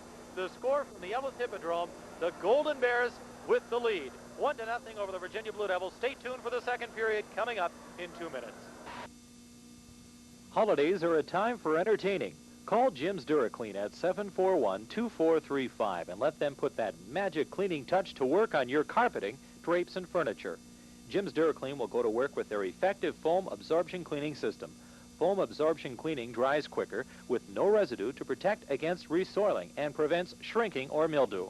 Jim's DuraClean will clean your drapes right in your home as they hang. Jim's DuraClean for all types of residential and commercial cleaning. As you look into your future, look into a first-rate education. Look into the Eveleth Area Vocational Technical Institute in Eveleth, Minnesota. An outstanding place to learn and a wonderful place to live. At the Eveleth Area VoTech, train for occupations in trades and industry, business, health, and technical pursuits, and at the same time enjoy the benefits of living in Minnesota's wondrous Northland. Prepare yourself for occupations of the future. These programs are approved for veterans benefits, too. Call the Eveleth Area VoTech. We can help you prepare for your future. Here comes another load of videotapes for Monso's Range Music, your videotape center. Don Monso has hundreds of tapes arriving every month, the most complete selection in the area. And Monso's has a special section of videotapes for sale, a great holiday gift idea. Ask about their Sunday and Wednesday dollar days. And remember Monso's newly expanded hours, open till late at night, Monday through Saturday, Sunday from noon till 4. Your complete entertainment center, 7 days a week. Monso's Range Music and Entertainment Center, downtown Virginia.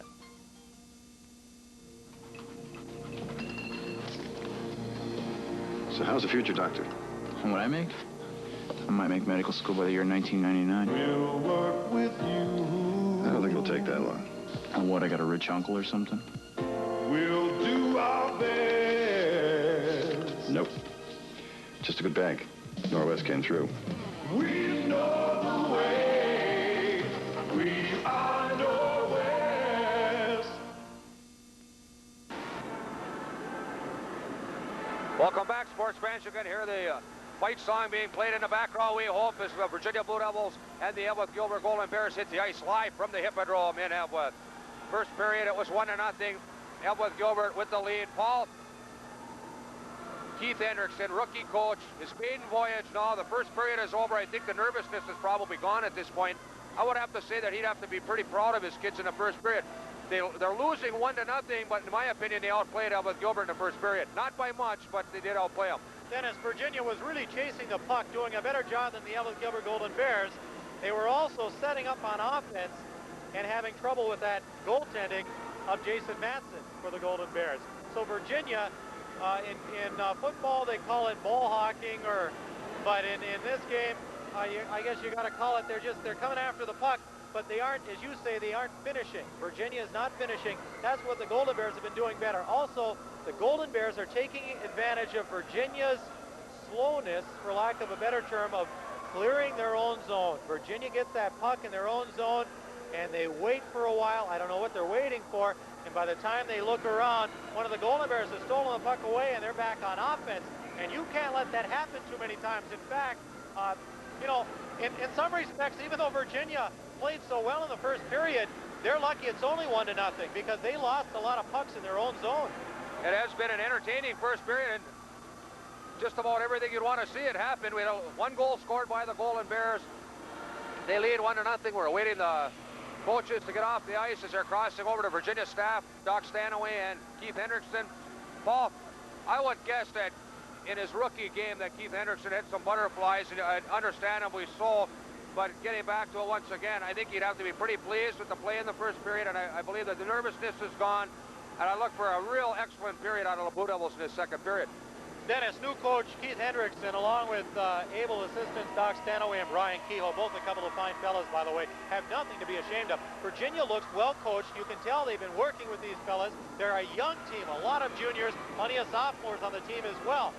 But again, the problem is they're just having trouble finishing. They get something going, they take the puck down, they set up, and they just can't seem to either put it in the net or they can't seem to make that final break to the net, while the Eveleth Gilbert Golden Bears are having better luck in that category. So Virginia's got a lot to look forward to, a lot of positive. They need to clean up some things on defense. If they do, this game could tighten up real quickly. Well, what the heck, it can't be much tighter than 1-0 Eveleth Gilbert, and I think we're going to see more of the same here in the second period. There you see a picture of Jason Matson, the fine goaltender for the Golden Bears, stretching, getting set for the second period of play. Cal Casalter, referee, is at center ice, awaiting the two teams to line up for the face-off. Of course, the linesmen are Jensen on our left side, and on our right side, John Bymark from the Grand Rapids area. One half of the legendary tandem of Bymark and Talk, refereed and officiated hockey games around the area for many years. Fine set of officials we have here tonight. Face-off is controlled by the Blue Devils, and that's Willie Speltz. Speltz turning on the Jets. Heading down the left side, he's ridden off the puck. The Golden Bears pick it up. Golden Bears will be defending the goal to our left in the second period. Of course, the Blue Devils obviously will be defending the one to our right. That was a trick one for you, Paul. Dennis, it's amazing how you come up with these finer points of the game. Here come the Golden Bears. Golden Bears, Kukowski with it. Kukowski ridden off the puck nicely, but a good defensive play by the Blue Devils in the form of Brian Koski. Partially fanning on the puck there with the Golden Bears was Lehman, but nonetheless it went into the far corner behind goaltender Heine. Blue Devils trying to work it out into the center zone. Now they do, right onto the stick of the Golden Bears, Reichstead. Golden Bears with the puck, and they're going to be whistled for offside. No, Virginia picked it up, and it was potentially on the move, so they did not blow it. Blue Devils with it. That's Babaraki centering pass to Edstrom, goes off Dean Edstrom's stick, but nonetheless it got into the Golden Bears zone, and they desperately need it down there. The Blue Devils trying desperately to tie this one up. They trail 1-0. Here come the Golden Bears. Nice defensive play by Babaraki as he literally flattened out the Golden Bears. Grayhick picked up the puck, and he's coming back. Edstrom for the Blue Devils brings it into the Golden Bears zone. It's knocked out into center ice where the Blue Devils will control. Blue Devils, Cobb with it. Darren Cobb, Edstrom, and Blazer up front. Back at the points will be Scott Stanaway and Chad Pajari. There's Blazer with it to Cobb. Cobb with it down into the far corner, ridden off the puck and picking up the loose puck is Sabetti. Sabetti loses it. The Blue Devils hold it in nonetheless. Virginia Blue Devils, Eveleth, Gilbert, Golden Bears hockey live from the Hippodrome. Back come the Golden Bears. The Golden Bears, Derek Thomas. He dropped past, nobody home. Picking up the loose puck is Blazer for the Blue Devils. Blazer comes down, dumps it in on net, steered aside by goaltender Matson. Little collision over there. Now the referee's getting it. They're going to blow that one dead. I like those refs to get in there once in a while, Paul, and a little roughhousing. Yes, they can fall victim to that many, many times. The only thing is, it's easy to laugh about it at first, except once in a while, since they're not as heavily padded, they can get hurt as well. Let's hope that doesn't happen on the ice. So far, the tempo here in the second period really has picked up, Dennis. These teams have gotten their early game jitters out of the way, and they are really flying at each other here in period number 2. Face-off is controlled by the Blue Devils, but goes all the way back into neutral ice. Back after are the Blue Devils. Babaraki with it. Babaraki tried a centering pass to Luzic. Went past Mike Luzic all the way into the Golden Bears zone. Golden Bears with it. They'll try to set it up. They lose it out in front. Dangerous position, but there was no Blue Devil run. Here's Babaraki. He takes a shot. That's stopped by Matson and pounced on. The blow to whistle will face it off to the left of goaltender Jason Matson. 12:31 remaining second period, 1-0. The Golden Bears over the Blue Devils. Matson saw his defenseman skating around a little bit and said, we got to settle this one down, get a face-off, froze the puck. And with 12:31 left in the second period, it's still 1-0, Golden Bears over the Blue Devils. So far, Virginia again controlling the tempo here in the second period, but unable to get that elusive first goal. Golden Bears controlling the face-off. They try to get it out, unable to. Here come the Blue Devils. They were quick shot taken there by Babaraki. Oh, great tip out in front by Luzic, and it was just tipped wide. That was a great scoring opportunity for the Blue Devils, Paul. Dennis, you know, I've been a little bit blind so far because I like the passing of the Golden Bears, but Virginia sets up real well on offense. I like the game plan that Hendrickson has put together. They really know how to set up. They just can't seem to buy a goal, and you got to give a lot of credit to Matson, that junior goalie for the Golden Bears, doing a fine job in the nets tonight. Babaraki took the shot. Mike Luzic tipped it, but he tipped it just over the net on a great scoring opportunity for the Blue Devils. They trail 1-0 here, early going second period. Another collision in the far left-hand corner. I think there's a little pushing and shoving going on. It's in a vantage point that we can't quite see, Paul. We'll see if there's any penalties coming out of this or if they're going to let them play some hockey. Dennis, I don't know who threw what, but there were a few elbows thrown in there after the puck was frozen. A couple of Eveleth guys and one Virginia guy. And I think it was a little bit both ways on that particular play. And I don't think they're going to call a penalty. That's good. I like that. Let them play hockey. Nobody got hurt. I think there was as in all sports, Paul, there's always a little pushing and shoving. Face off to the right of goaltender Jason Matson. Controlled by the Devils. Winding up, taking a shot, tipped. Oh, what a tip. Taking a blast from the point was Brian Koski, and it was tipped just wide by Devin Davidson. And Paul, I thought that baby was ticketed for the left-hand corner of the net. Dennis, it only went a foot over Matson, and those kinds of tips are almost impossible to stop unless you do so by luck or a reflex. If it would have been another foot lower, it would have been in the net. A close one for the Virginia Blue Devils. And again, they seem to have that double whammy surrounding the Golden Bear net. They just can't seem to buy a goal.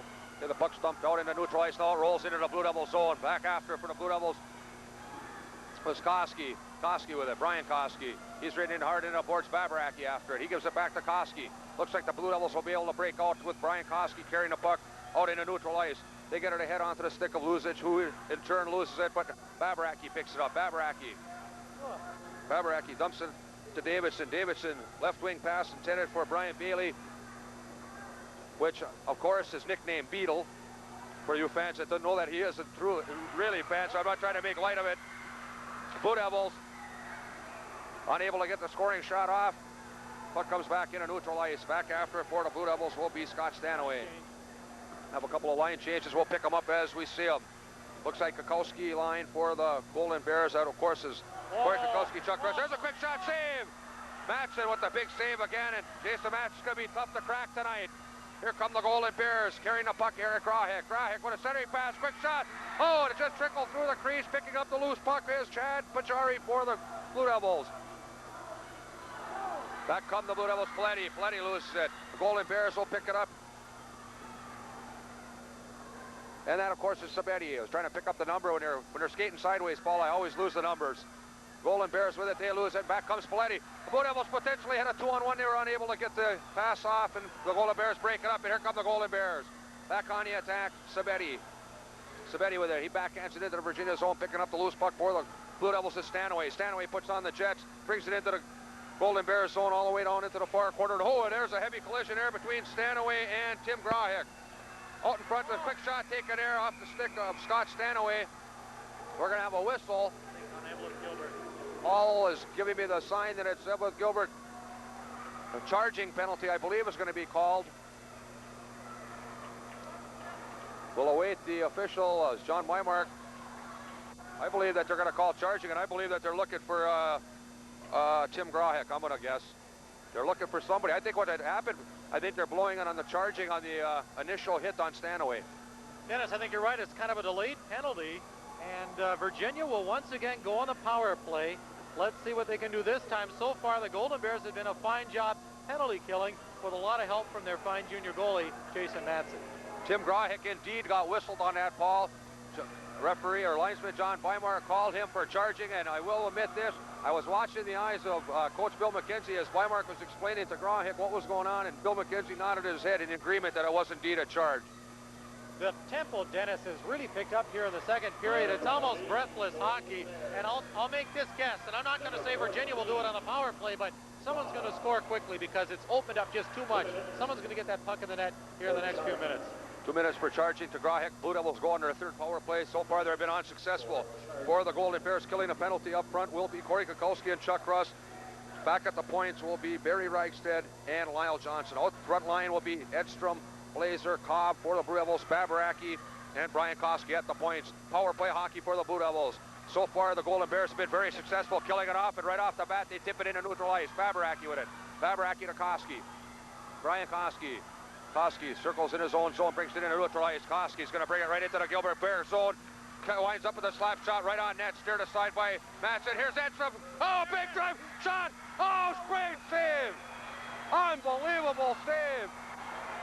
He literally robbed Darren Cobb of a goal, Paul. That was as good a save as you're going to see. Dennis, I was ready to mark that one down. More importantly than the save itself, Matson had a save a split second earlier, so he was actually out of position to get the puck.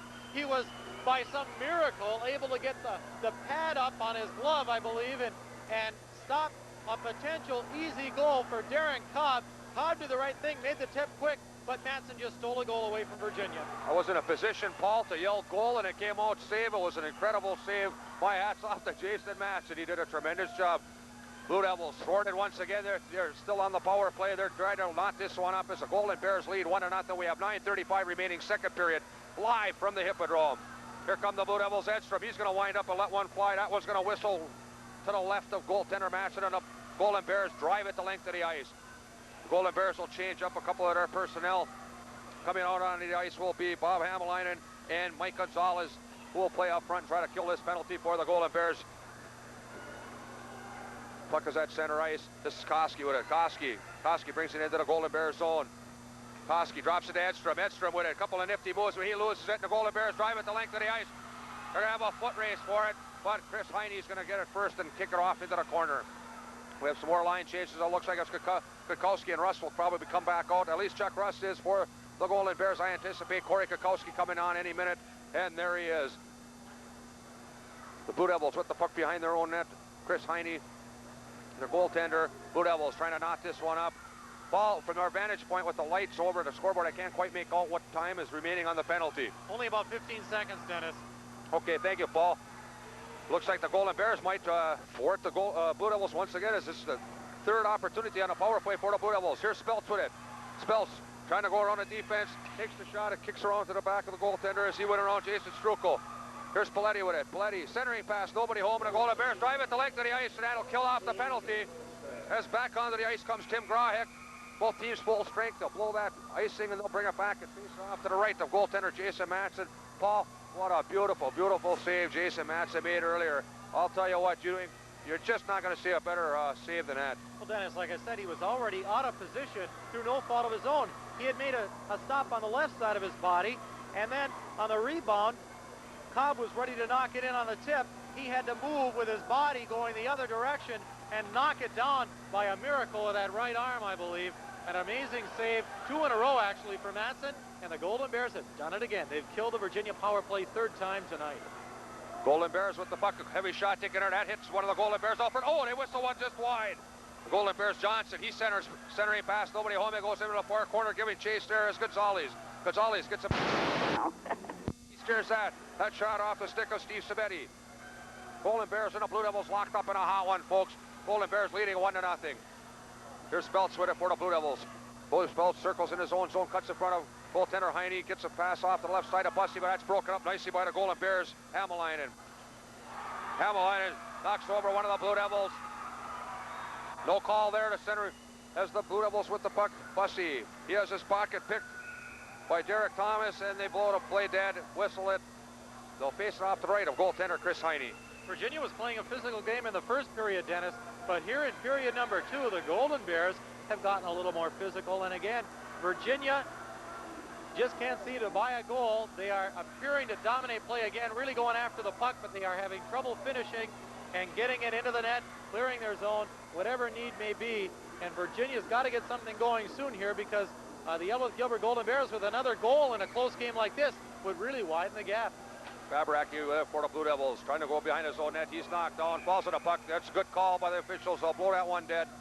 They lost sight of it as Randy Babaraki put that big body of his over the puck. They blew it dead. They'll face it off to the right of goaltender Chris Heine. Golden Bears leading 1-0. They will have a couple of line chases. We'll try to set it for you as they come out.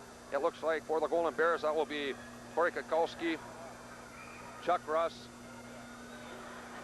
and centering that line, I believe, is Eric Grayhick from my vantage point. And at the points, Johnson and Sabetti.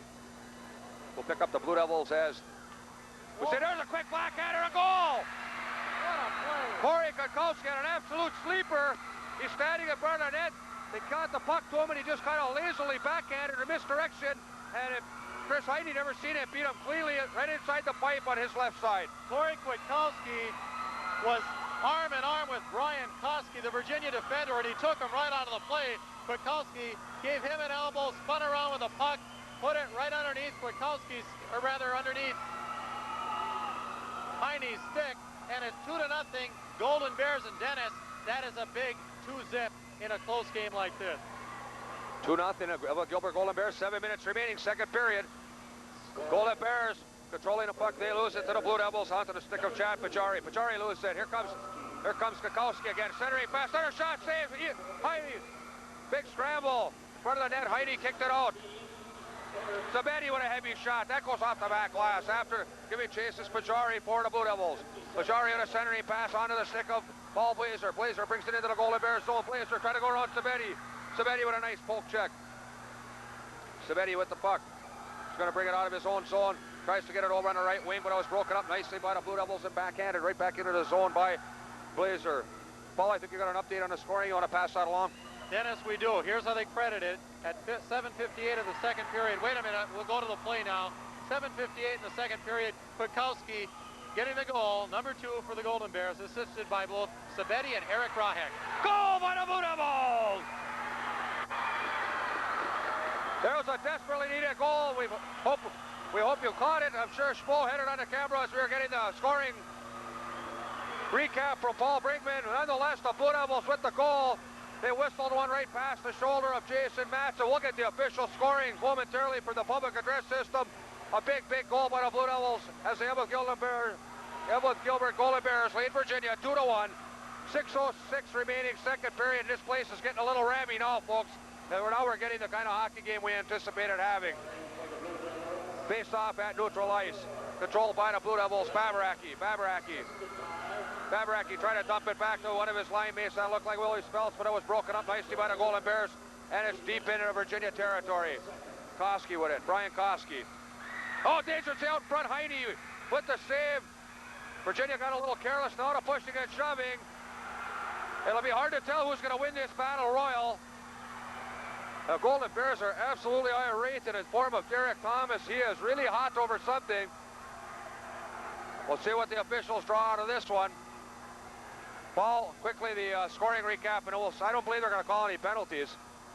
They're calling it a draw, it looks at this point, Dennis. At 8:54, first goal of the night for Virginia, and the official IRC season, the senior Poletti with the goal, assisted by Edstrom. And Virginia's on the board, but it's still a 1-point lead for the Golden Bears, 2-1. Paul, their linesman is talking to the PA's system, and I don't know what he's talking about. I wonder if they're going to call a Golden Bears for a penalty, I believe. We'll have to straighten this out. It looks like they're going to call Jason Strukel. We'll get the official call. You can hear some of the fans aren't absolutely excited by it, but Paul, I was amazed because it seemed to me that was Derek Thomas that was the one that was doing all the damage, but they had flown it to Jason Strukel. He's going to draw a minor penalty. Virginia will go on the power play once again for the 4th time tonight. Paul, did you get that? Yes, a late hit credited to Strukel, a minor penalty at 9:12 here in the second period. Virginia will go on the power play for the 4th time tonight. By the way, that's Strukel's 2nd penalty in the game. In the first period, he was whistled once and sent to the box for slashing. Okay, the Blue Devils on their 4th power play attempt tonight. So far, the Golden Bears have done a good job of killing that off. Blue Devils with the puck, that's Babaraki. Babaraki across to Koski.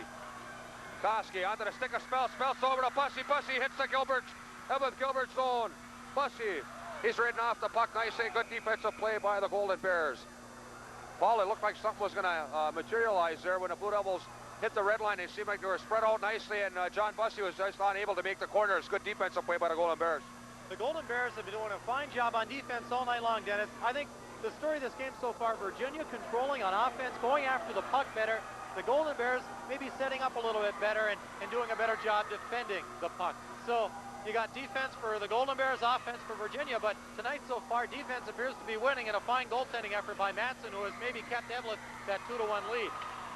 Okay, the puck is controlled in the Eveleth Gilbert zone, and it's Paletti with it. Paletti to Koski, Brian Koski, back to Paletti. Paletti over to Babaraki. His bad pass is unfortunate for the Blue Devils, but of course good for the Golden Bears. That brings it out to neutral ice, but here comes Speltz. Speltz winding up. Speltz, drop pass. Oh, he dropped pass nicely for Bussy, and Bussy just unable to get all of it. He banned on the puck. Heavy shot taken there by Babaraki. That whistles wide.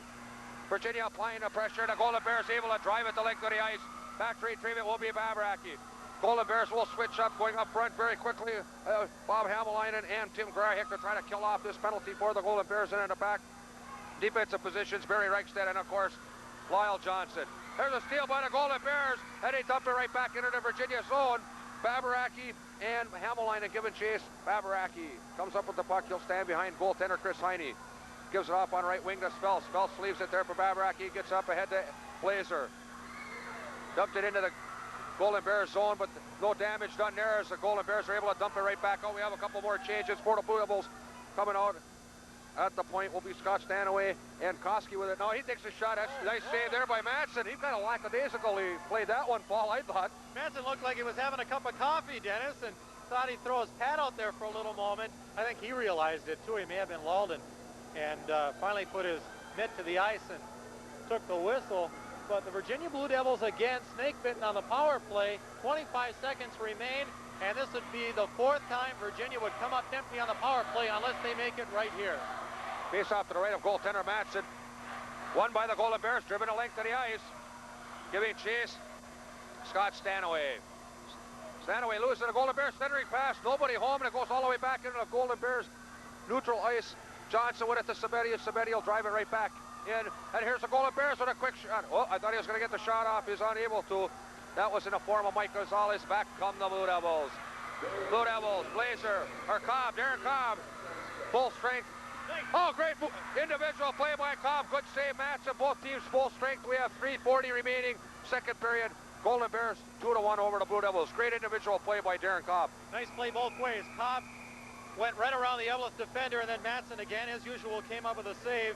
And the hitting has really stepped up a little bit too here, Dennis. You can see some words being exchanged between players after the check in the corner. And we're going to get a whistle.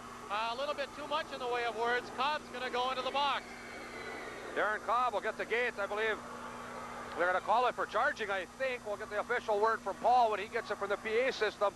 This will be Virginia's, the Golden Bears' opportunity to go the first time tonight on the power play, and Virginia will play shorthanded, trailing 2-1. Darren Cobb sitting in the buns. Paul, you want to transfer that to our good fans at home? As you expected, Dennis, at 11:28, Cobb goes to the penalty box. First time Virginia's had a penalty on the night, charging. Now let's see what the Golden Bears do with their power play one-man advantage. Okay, it's Johnson and Strukel at the defensive positions, and up front for the Golden Bears, that would be Kukowski Hamelainen and I believe Eric Rayek. Yes, that's Eric out there. That will be the power play unit for the Golden Bears. To kill off the penalty for the Blue Devils will be Mike Luzic, Willie Spelton back at the points, Koski and Babaraki. Golden Bears on the power play. Golden Bears. Hamelainen. Oh, they literally had him burned, Paul. They had a 3-on-1 and they were unable to get it to him. Virginia dodged the bullet. Back come the Blue Devils, but they're written off. The Golden Bears will get the puck and they'll try to set it up. Centering pass. Here's Koski's going to wind up. He lets it fly. Nice save, Matson. Golden Bears playing a little sloppy on the power play, Paul. Golden Bears are having more trouble with the power play than Virginia did, Dennis. We haven't seen good power play hockey tonight, unless you want to call defense good, and that's been good both ways. Lyle Johnson takes a quick shot. That's steered aside by Heine. Giving chase for the Golden Bears is Johnson. Johnson with it. Johnson back to the point, walking in. Strukel, he takes a shot, whistles that one wide. Golden Bears taking a turkey shoot out of this one now, fans. They're setting it up. Here's Johnson. He winds up, takes a shot. That was knocked down by Babaraki. Strukel with the shot. Also, Babaraki knocks that one down and kicks it out into the neutral ice and now into the Golden Bears zone. Randy Babaraki playing fine hockey here tonight, Paul. Excellent hockey, Dennis. We're seeing some great individual effort on both sides, Virginia and Eveleth Gilbert. As a matter of fact, it's a great hockey game kicking off our winter season here in 86-87. It is a very good hockey game to start the season, and looking forward to some more coming up throughout the course of this year. The Golden Bears on the power play. Nice hip check throw in there by Bajari on the Golden Bears, and they called an offside. We have 26 seconds remaining in the power play opportunity for the Golden Bears, and they lead this hockey game 2-1. Dennis, when you see some nice action like this, it almost makes all of us get ready to stand up and cheer for your theory that IRC hockey is no longer a dog, it's coming back. We're seeing it tonight. You know, if this game is any indication, this is some great action both ways. I agree, Paul. I think that IRC hockey is back on the upbeat swing, and we're looking forward to some great games in the upcoming future. Golden Bears dump it into the zone. It's steered aside by Heine. Back to retrieve it. Pajari, he turns and whistles it right out into neutral ice. 15 seconds remaining in the power play opportunity for the Golden Bears. Reichstad dumps it into the zone for the Golden Bears, giving chase to Chad Pajari. He sends it around the boards, but able to hold it in was Jason Strukel. Now the Blue Devils knock it out of the center ice, and that'll kill off the penalty. Both teams at full string. Minute and a half left in the second period. 2-1. Here come the Blue Devils. 3-on-1. Cobb winds up, whistles one just wide. Paul, you know what happened there? Darren Cobb didn't realize he had help. They literally had a 3-on-1, and Darren took an unwise choice. But certainly, not his fault. He took a shot, but they had a great opportunity on a 3-on-1. And here the Golden Bears, quick shot taken there, knocked down nicely in front. Blue Devils defense been doing a fine job. Puck's dumped out into center ice. Cobb tries to knock it into the Golden Bears zone. They're going to have an offside with 1 minute remaining in this second period. 2-1. Eveleth Gilbert, Golden Bears leading the Virginia Blue Devils. Cobb just missed one. He didn't see Blazer and the other Virginia wing waiting in the wings, Dennis. And it was not Darren's fault, as you said. He saw a beeline shot for the goal, and he was able to go after it. We'll face it off in the Golden Bears zone. It's picked up by the Blue Devils. Spells with it. He takes the shot. Knocked down by Paletti. Unable to get the shot off, and the Golden Bears pick it up. They're unable to clear it. Golden Bears and the Blue Devils locked up in a hot one tonight, fans. Here come the Golden Bears. That's Lyle Johnson. Lyle Johnson dumps it out into neutral ice for the Golden Bears. Golden Bears. Lyle Johnson picks it up, dumps it right into the Virginia zone. Heine steers it aside, back to retrieve it. Babaraki up ahead to Spells. Spells loses it. Here come the Golden Bears. Nice check throw in there by Babaraki, preventing anybody from coming out front. Dump back to the point. Golden Bears jumping on all over it was Corey Kukowski, driving it into the Virginia zone. We have 18 seconds remaining, second period. There's the whistle. We'll face it off to the left. The goaltender, Chris Heine. 2-1. The Golden Bears over the Blue Devils. She's heating up, Paul. Dennis, this whole second period has been played at one speed, full throttle forward. It's been exciting hockey all the way. We've seen a goal apiece on each side, so it looks like unless something happens here in the final 18 seconds, we're going to go into the locker room at the end of the second period by the same margin, one goal, but it's going to be 2-1. Virginia's finally on the board. Blue Devils controlling the puck, but in their own zone. Here back to the point, quick shot taken there. That's kicked aside by Heine. Nice shot taken there by John Sleeman, a little dangerous. Chris had a little trouble with it, but nonetheless he held on to it, and they'll face it off to the left of goaltender Heine. 12 seconds remaining, second period. And aside from some of the points, scoring, like we mentioned a moment ago, Dennis, great goaltending on both sides of the ice tonight as well. The quick shot taken there from the point, and that's steered aside by Heine right back. Oh, they just whistled one. right over his shoulder is Eric Grayhick. Went to the backhander, whistled one right over the top of the net. Now it's Grayhick with it. Grayhick centering pass, nobody home, and that's going to kill the second period off. It's going to go to length of the ice. There's our horn. And after 2 periods, it's the Eveleth Gilbert Golden Bears 2, the Virginia Blue Devils 1. We'll have Paul will try to pick up these saves, and we'll recap some of the scoring in the second period. I believe they're going to have some kind of scoring or some drawing, Paul, on a PA, so I think we'll go to a commercial break. 2 minutes, back to the station. I guess today's the big day, eh, Marty? Yeah. Look, we're famous.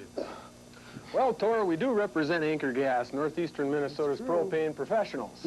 And Anchor Gas is known as an innovator in home and industrial heating areas. Right, and the people that work here are dedicated to their customers.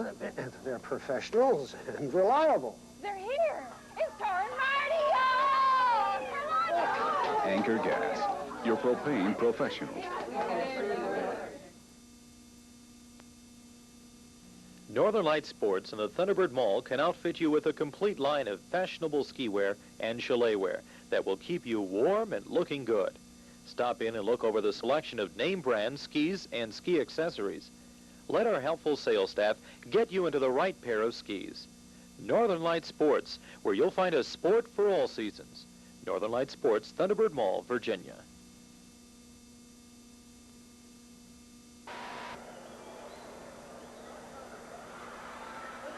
Welcome back, fans. You can see that the Elks members of the Eveleth area are setting up the net to have some of the young kids come out there and shoot. I'm not exactly sure what they're going to win, but we'll keep it on them young men. And we had one scored earlier. That one's going to go a little wide. That looked like a few of the shots that the old Dutchman used to take, Paul. The Dutch, he never knew where he was shooting. And, of course, he was always more interested in hitting the opponent and actually, you know, getting him in an old headlock with his wrestling background than he was actually in making the score. But the Dutchman may be at home watching us tonight. We send out a greeting to him, as well as, again, in case he missed it in our opening pregame show, to Jim Pasty Thomas, who couldn't be with us tonight. He's at the Virginia Hospital recuperating. And Jim, our thoughts are with you. Glad to have you with us on the broadcast tonight. The saves in that second period were Matson for the Golden Bears at 12, and Chris Heine of the Virginia Blue Devils had 8.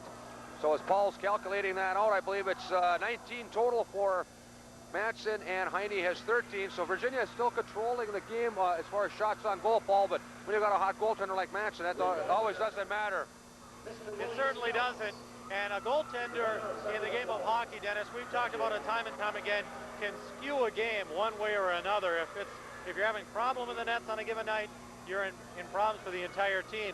If you're hot in the nets on a given night, you can sometimes keep your team playing above a level normal for that particular team. Tonight, however, we see goaltending good both ways. Matson for the Golden Bears and Heine for Virginia. Another young kid has scored on the puck shoot. Paul, he wound up, took a slap shot, and literally whistled it right through that little slot on that net. I couldn't believe it. I want to know that kid's name because he's going to be a future hockey player in this town. He's got quite a shot, Dennis. Is that the same young fella that scored in the first period? I couldn't tell you, Paul, but boy, that was a nice shot. He wound up, took a slappy and whistled it right by everybody. We're at the end of the second period, fans. The Eveleth Gilbert Golden Bears 2, the Virginia Blue Devils 1. And Paul, your impressions of the second period? Well, Dennis, I thought it pretty much shaped up as the first period, except the tempo of the game was even a little higher. Witness all the penalties. We'll get into that in a moment. But the tempo picked up. Virginia, again, doing what they did well in the first period. Going after the puck, aggressive hockey, setting up on offense, just having trouble getting into the net. They finally scored midway through that second period. Paletti with a feed from Edstrom, and Virginia was on the board. Other than that, the Eveleth Gilbert Golden Bears looking a little better on defense, a little sharper maybe in overall level of play, and that's attributed to their experience with 10 seniors on their squad.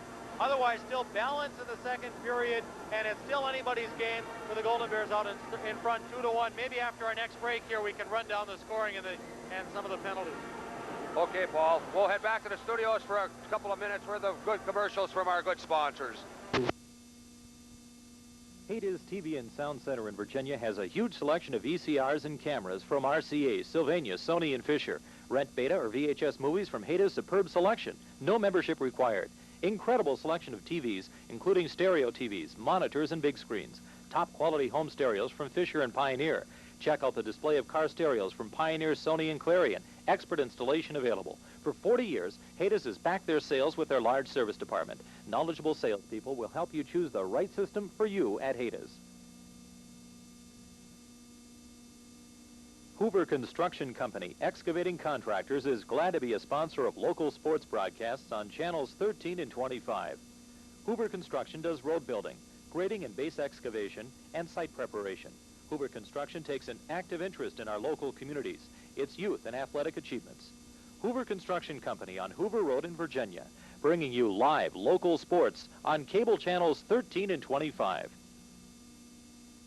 Santa's on his way, and he's loaded lots of Lazy Boy recliners on his sleigh. Cordell Furniture has received a truckload of Lazy Boy recliners just in time for the holidays. And for a limited time, Lazy Boys are priced as low as $299. Cordell Furniture has the perfect size and style just right for you. See how your Santa fits in a new Lazy Boy recliner from Cordell Furniture, Highway 53 South, Eveleth, Virginia. Happy holidays from Cordell Furniture, your complete home furnishing center. At Lundgren Motors, quality has been a tradition since 1929. The tradition continues with the sales and service given to you, the customer. Darrell Marsh, Bob Eddy, Greg Arntz, Randy Ilmanen, John Oberstar, or Richie Barber will help you choose from the large inventory of new and used vehicles with on-the-spot financing available. Be a part of the tradition at Lundgren Ford, Lincoln, Mercury, AMC, Jeep, and Renault. Highway 53, Eveleth. Stop by the new party shop at Ben Franklin, where there's a variety of party supplies for all occasions. Be sure to register your child for the Kids Birthday Club. Make Ben Franklin your Christmas toy town with toys for all ages. Teens will love Wet n Wild makeup and beauty supplies. Something new at Ben Franklin is name brand shoes at discount prices for children through adult sizes. Ben Franklin also stocks craft supplies, including wood cutouts. Ben Franklin, Northgate Plaza, Virginia, where quality and personal service come first. Welcome back, sports fans, to the Hippodrome in Eveleth, Minnesota, live from the Hippodrome. I'm Dennis Bachadon on tonight's play-by-play. Paul Brinkman on the color commentary. Bill Splensky on the camera, and the main man back at the studio, old Mosey, Dave Mosetine, our good old buddy, known Dave for many years, doing his usual great job. Paul, I've kind of toned down a little bit from the screaming and yelling I've been doing during this hockey game, because I get a little volatile, I get a little excited at these games, but the first period ended, Elba Gilbert leading Virginia 1-0. The second period, it came out, went up 2-0. Virginia came back to at least make it a 2-1 deficit. And I'm going to have you recap the scoring here in 1 second. But I think what the whole story of this game tonight has been Jason Matson with the big save he made earlier on Darren Cobb. Literally robbed the guy of a goal. I had half the word goal. I hit goal coming out on the call, and he made the save. Otherwise, this one's all deadlocked, 2-2. Dennis, we've seen a little bit of everything tonight. Great goaltending, some nice individual efforts, some stolen pucks, nice center ice play, and it's an exciting opener for our Iron Range Conference hockey schedule this season. All right, let's take a look at the second period, recapping the scoring. The Golden Bears made it a 2-0 lead at 7:58. Kwiatkowski got a feed from Sabetti and Grahek, and he was able to dump it in the net. Kwiatkowski was able to ride out the defender, Brian Koski, for Virginia, spin around and score a little dribbler past Heine, and Heine really never saw that puck. It was 2-0 Eveleth. Virginia came back a minute later at 8:54 of the second period. It was Paletti with a feed from Edstrom. There you see Mitch Tollefson and Ron Hagstrom, Rich Moore waving to us. Anyway, Paletti scored for Virginia, put them on the board, making it 2-1.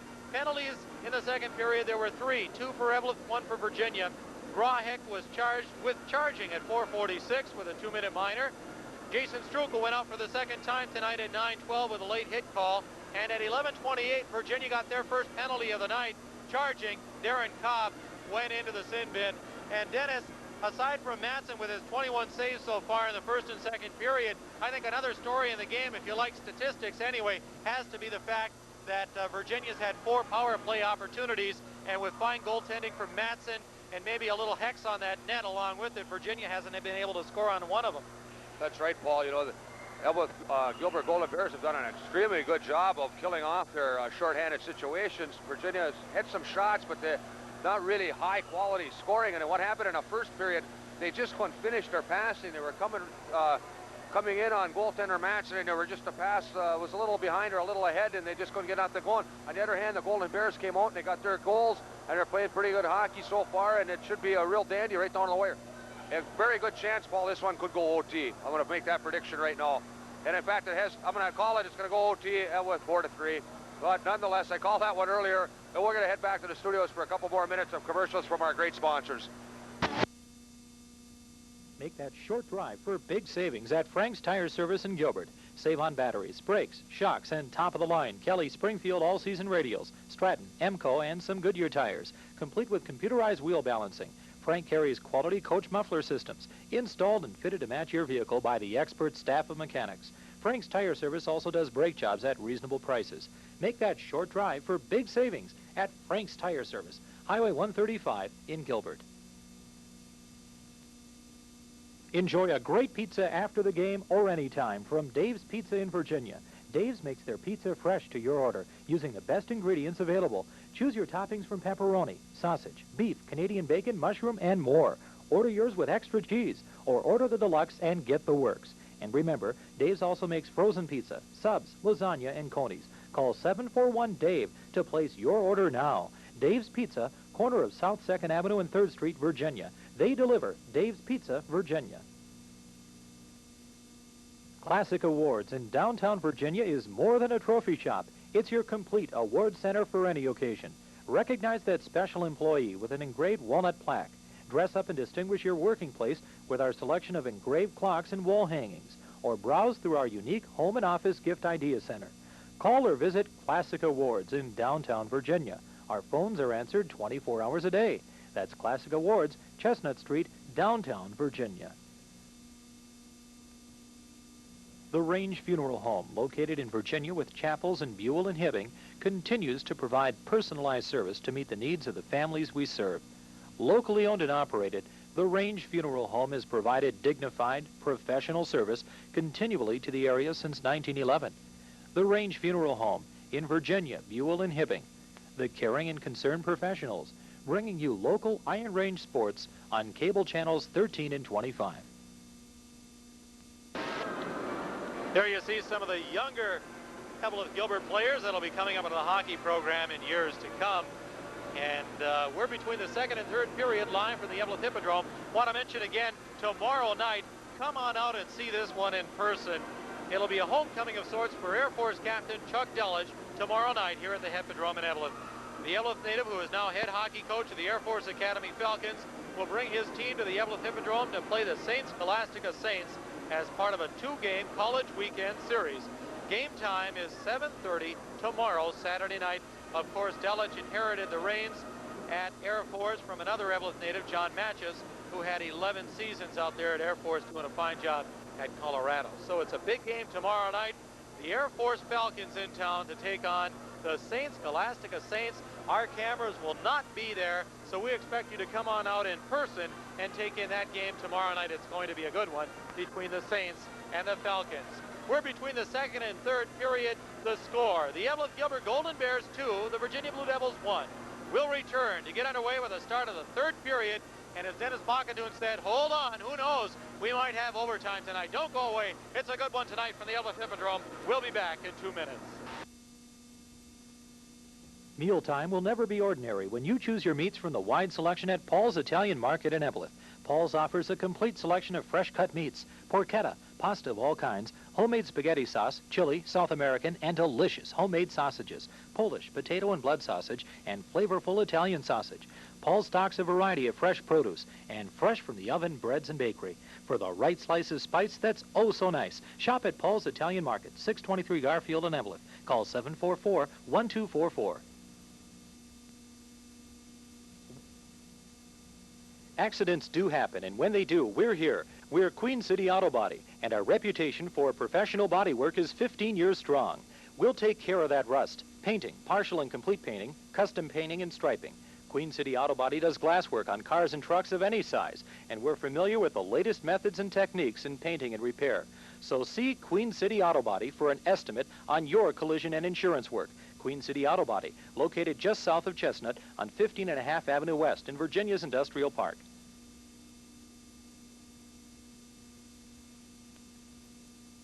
Drive in for a complete cooling system analysis soon to Northland Radiator Service, conveniently located at 500 6th Avenue North, next to the Virginia Bus Depot.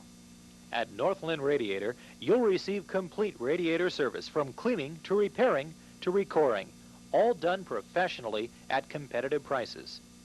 We're happy to be a part of local live sports at Northland Radiator. For auto, truck, and industrial radiators and heaters, contact Northland Radiator Service in Virginia. Have your commercial or neon sign done reasonably and professionally by the Iron Range leader, Mesabi Sign Company of Virginia. Established in 1947, Mesabi Sign Company offers a full service from individual design to complete erection. We feature highway signs, vehicle lettering, custom vehicle lettering, and block lettering, in addition to engraving, sandblasting, tree trimming, and maintenance service. Make sure your message is looking good. Contact the professionals at Mesabi Sign Company. Call 749-2628 or visit 116 North 1st Street in Virginia. Welcome back, sports fans. Here you see a few of the lovely young cheerleaders we have on the ice this evening. And they don't always get the recognition they so richly deserve. So, Paul, I'll run down Eveleth Gilbert's cheerleaders, and then you run down the Virginia Blue Devils. For the Eveleth Gilbert Golden Bears is Bryn Kokel, Karen Hoagland, Stacy Babbage, Rosalie Schomber, Tracy Gentilini, Joe Ellen Laudiger, and, of course, the mascot. They say Sandy Diggerness, but I have a firm belief that that might be Dutch. All right. And for the Virginia Blue Devils tonight, there you see some of the gals on the screen. It's Mary Beth Coleman, Kathy Mackey, Kathy Lee, Jenny John Lorenzi, Tricia Wertnett, Debbie Moylan. And the cheerleader advisor in Virginia is Isla Kingston. Okay, Paul, thank you. Those gals do a great job entertaining throughout the season in all the sports. Our hats off to them. They do a great job. Back to hockey. Fans, we got a good one brewing here tonight from the Hippodrome. The Eveleth Gilbert Golden Bears 2, the Virginia Blue Devils 1. We're about to start the third period. They're going through their emotions. They're playing the fight song. The Hippodrome's getting a little wound up. The fans are getting a little fired up. Should be a classic finish. Paul, what do you think is going to happen in the third period? Let's just fantasize for a second. Just give me a wild idea.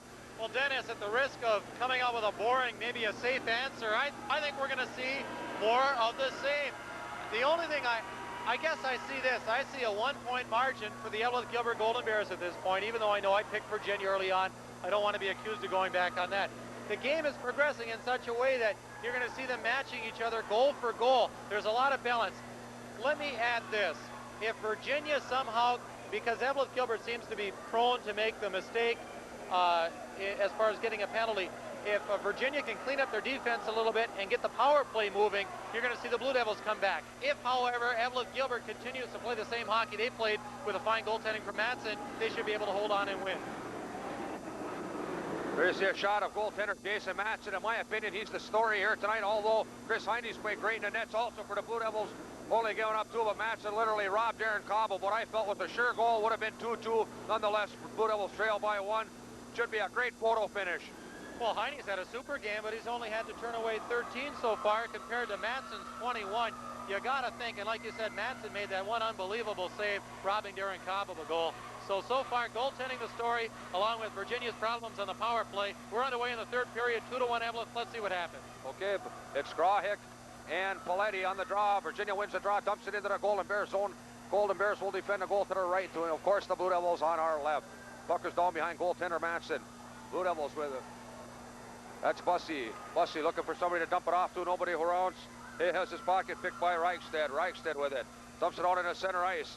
Here come the Golden Bears. Grahick. And the whistle blows. They're going to call a hand pass, I believe, and bring it back, face it off at neutral ice.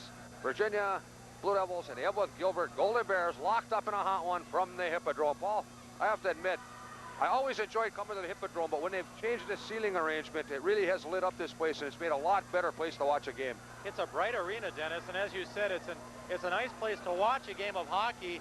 And as long as we're on television, I got to add, the TV picture is really good too from this place. Golden Bears walking right in.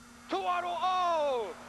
Walking right in, 2-on-0 for the Golden Bears was Gonzalez, and it looked like, to me, on the far side was Grawhick, and Gonzalez walked in, beat Chris Heine, the goaltender, dumped it off the right side and just went right on by. Nobody could slap her home. Grawhick, or whoever it was on the right side, was unable to handle a pass.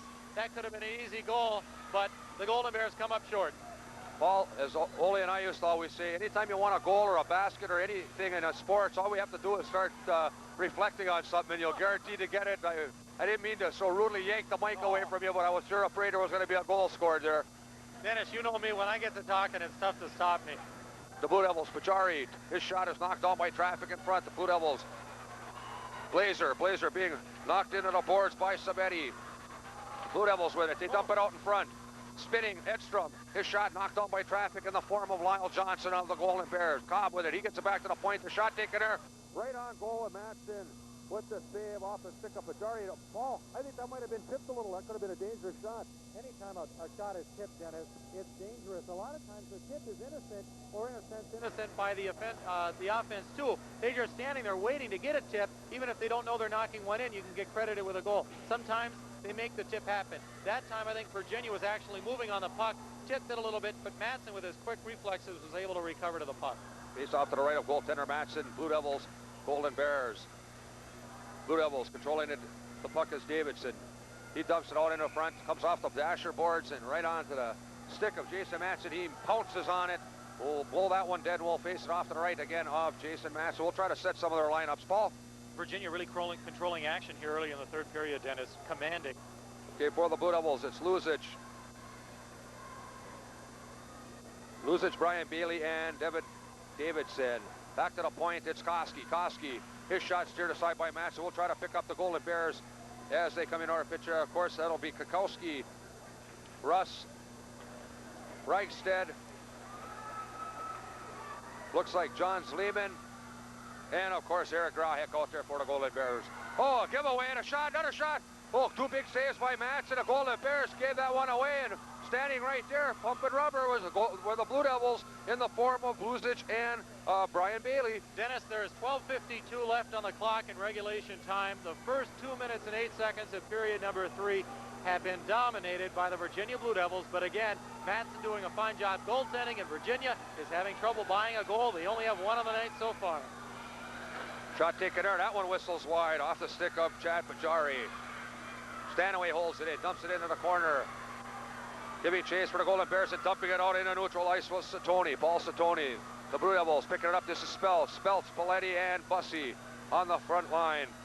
They lose it, and the Golden Bears get it at neutral ice. And in turn, lose it, and here's Speltz. He's going to wind up, take the shot. Oh, big drive off the blocking pad of goaltender Jason Matson.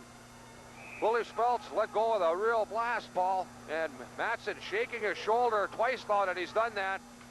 In the last couple of seconds here, Speltz with a real bomb. Willie Speltz has been all over the ice tonight, Dennis. He's having a good game for Virginia. In spite of the fact that he has not scored on the night, the one goal for the Virginia Blue Devils went to Paletti. Otherwise, Speltz having a good game tonight in the blue and white. Okay, face off to the right of goaltender Matson. There's a shot taken there by the Blue Devils. Koski, that one whistles wide. Golden Bears having all kinds of trouble in the last 3 minutes. Here's Blazer. He takes a shot knocked down by traffic in front. The Golden Bears having trouble getting the puck out of their own zone. This Jason Sickle. He finally gets out to neutral ice. Giving chase there is Jason Strukel. Strukel cuts in front of tries to get the shot off. Nice defensive play by the Blue Devils. Cobb. Bavaraki, he pins it up against the boards. So we're going to have a whistle and blow it. Blow the whistle, face it off to the right of goaltender Chris Heine. Paul, I believe that's the first time the puck went down into Virginia's zone in this period. It was the first time that Virginia's had to play defense, Dennis, and they almost got caught napping. Credit Darren Cobb, who is another blue and white defender, having a great game tonight with recovering to the puck and driving Jason Strukel out of the play. Otherwise, that might have been trouble for the Blue Devils. Okay, face off in the Virginia zone, controlled by the Golden Bears. Dumping it out in front of shot. Look, oh, that one, I think, did that hit the pipe? Ball looked to me like it just hit the pipe. I couldn't really tell with the goaltender Chris Heine in my way. What a good scoring opportunity for the Golden Bears. Dennis, if it didn't hit the pipe, it was mighty close. Virginia dodges a bullet. Here comes Blazer for the Blue Devils. 3-on-2, broken up nicely by the Golden Bears, and back comes big Lyle Johnson. Johnson picking up ahead of steam, hitting the neutral ice. Johnson brings it into Virginia zone, puts on the brakes, dumps it back to the point. Attempting to get it to Chuck Rust. Now they fire it back into the corner where Cobb takes it. Cobb, ridden off nicely by by Kukowski. Back to the point.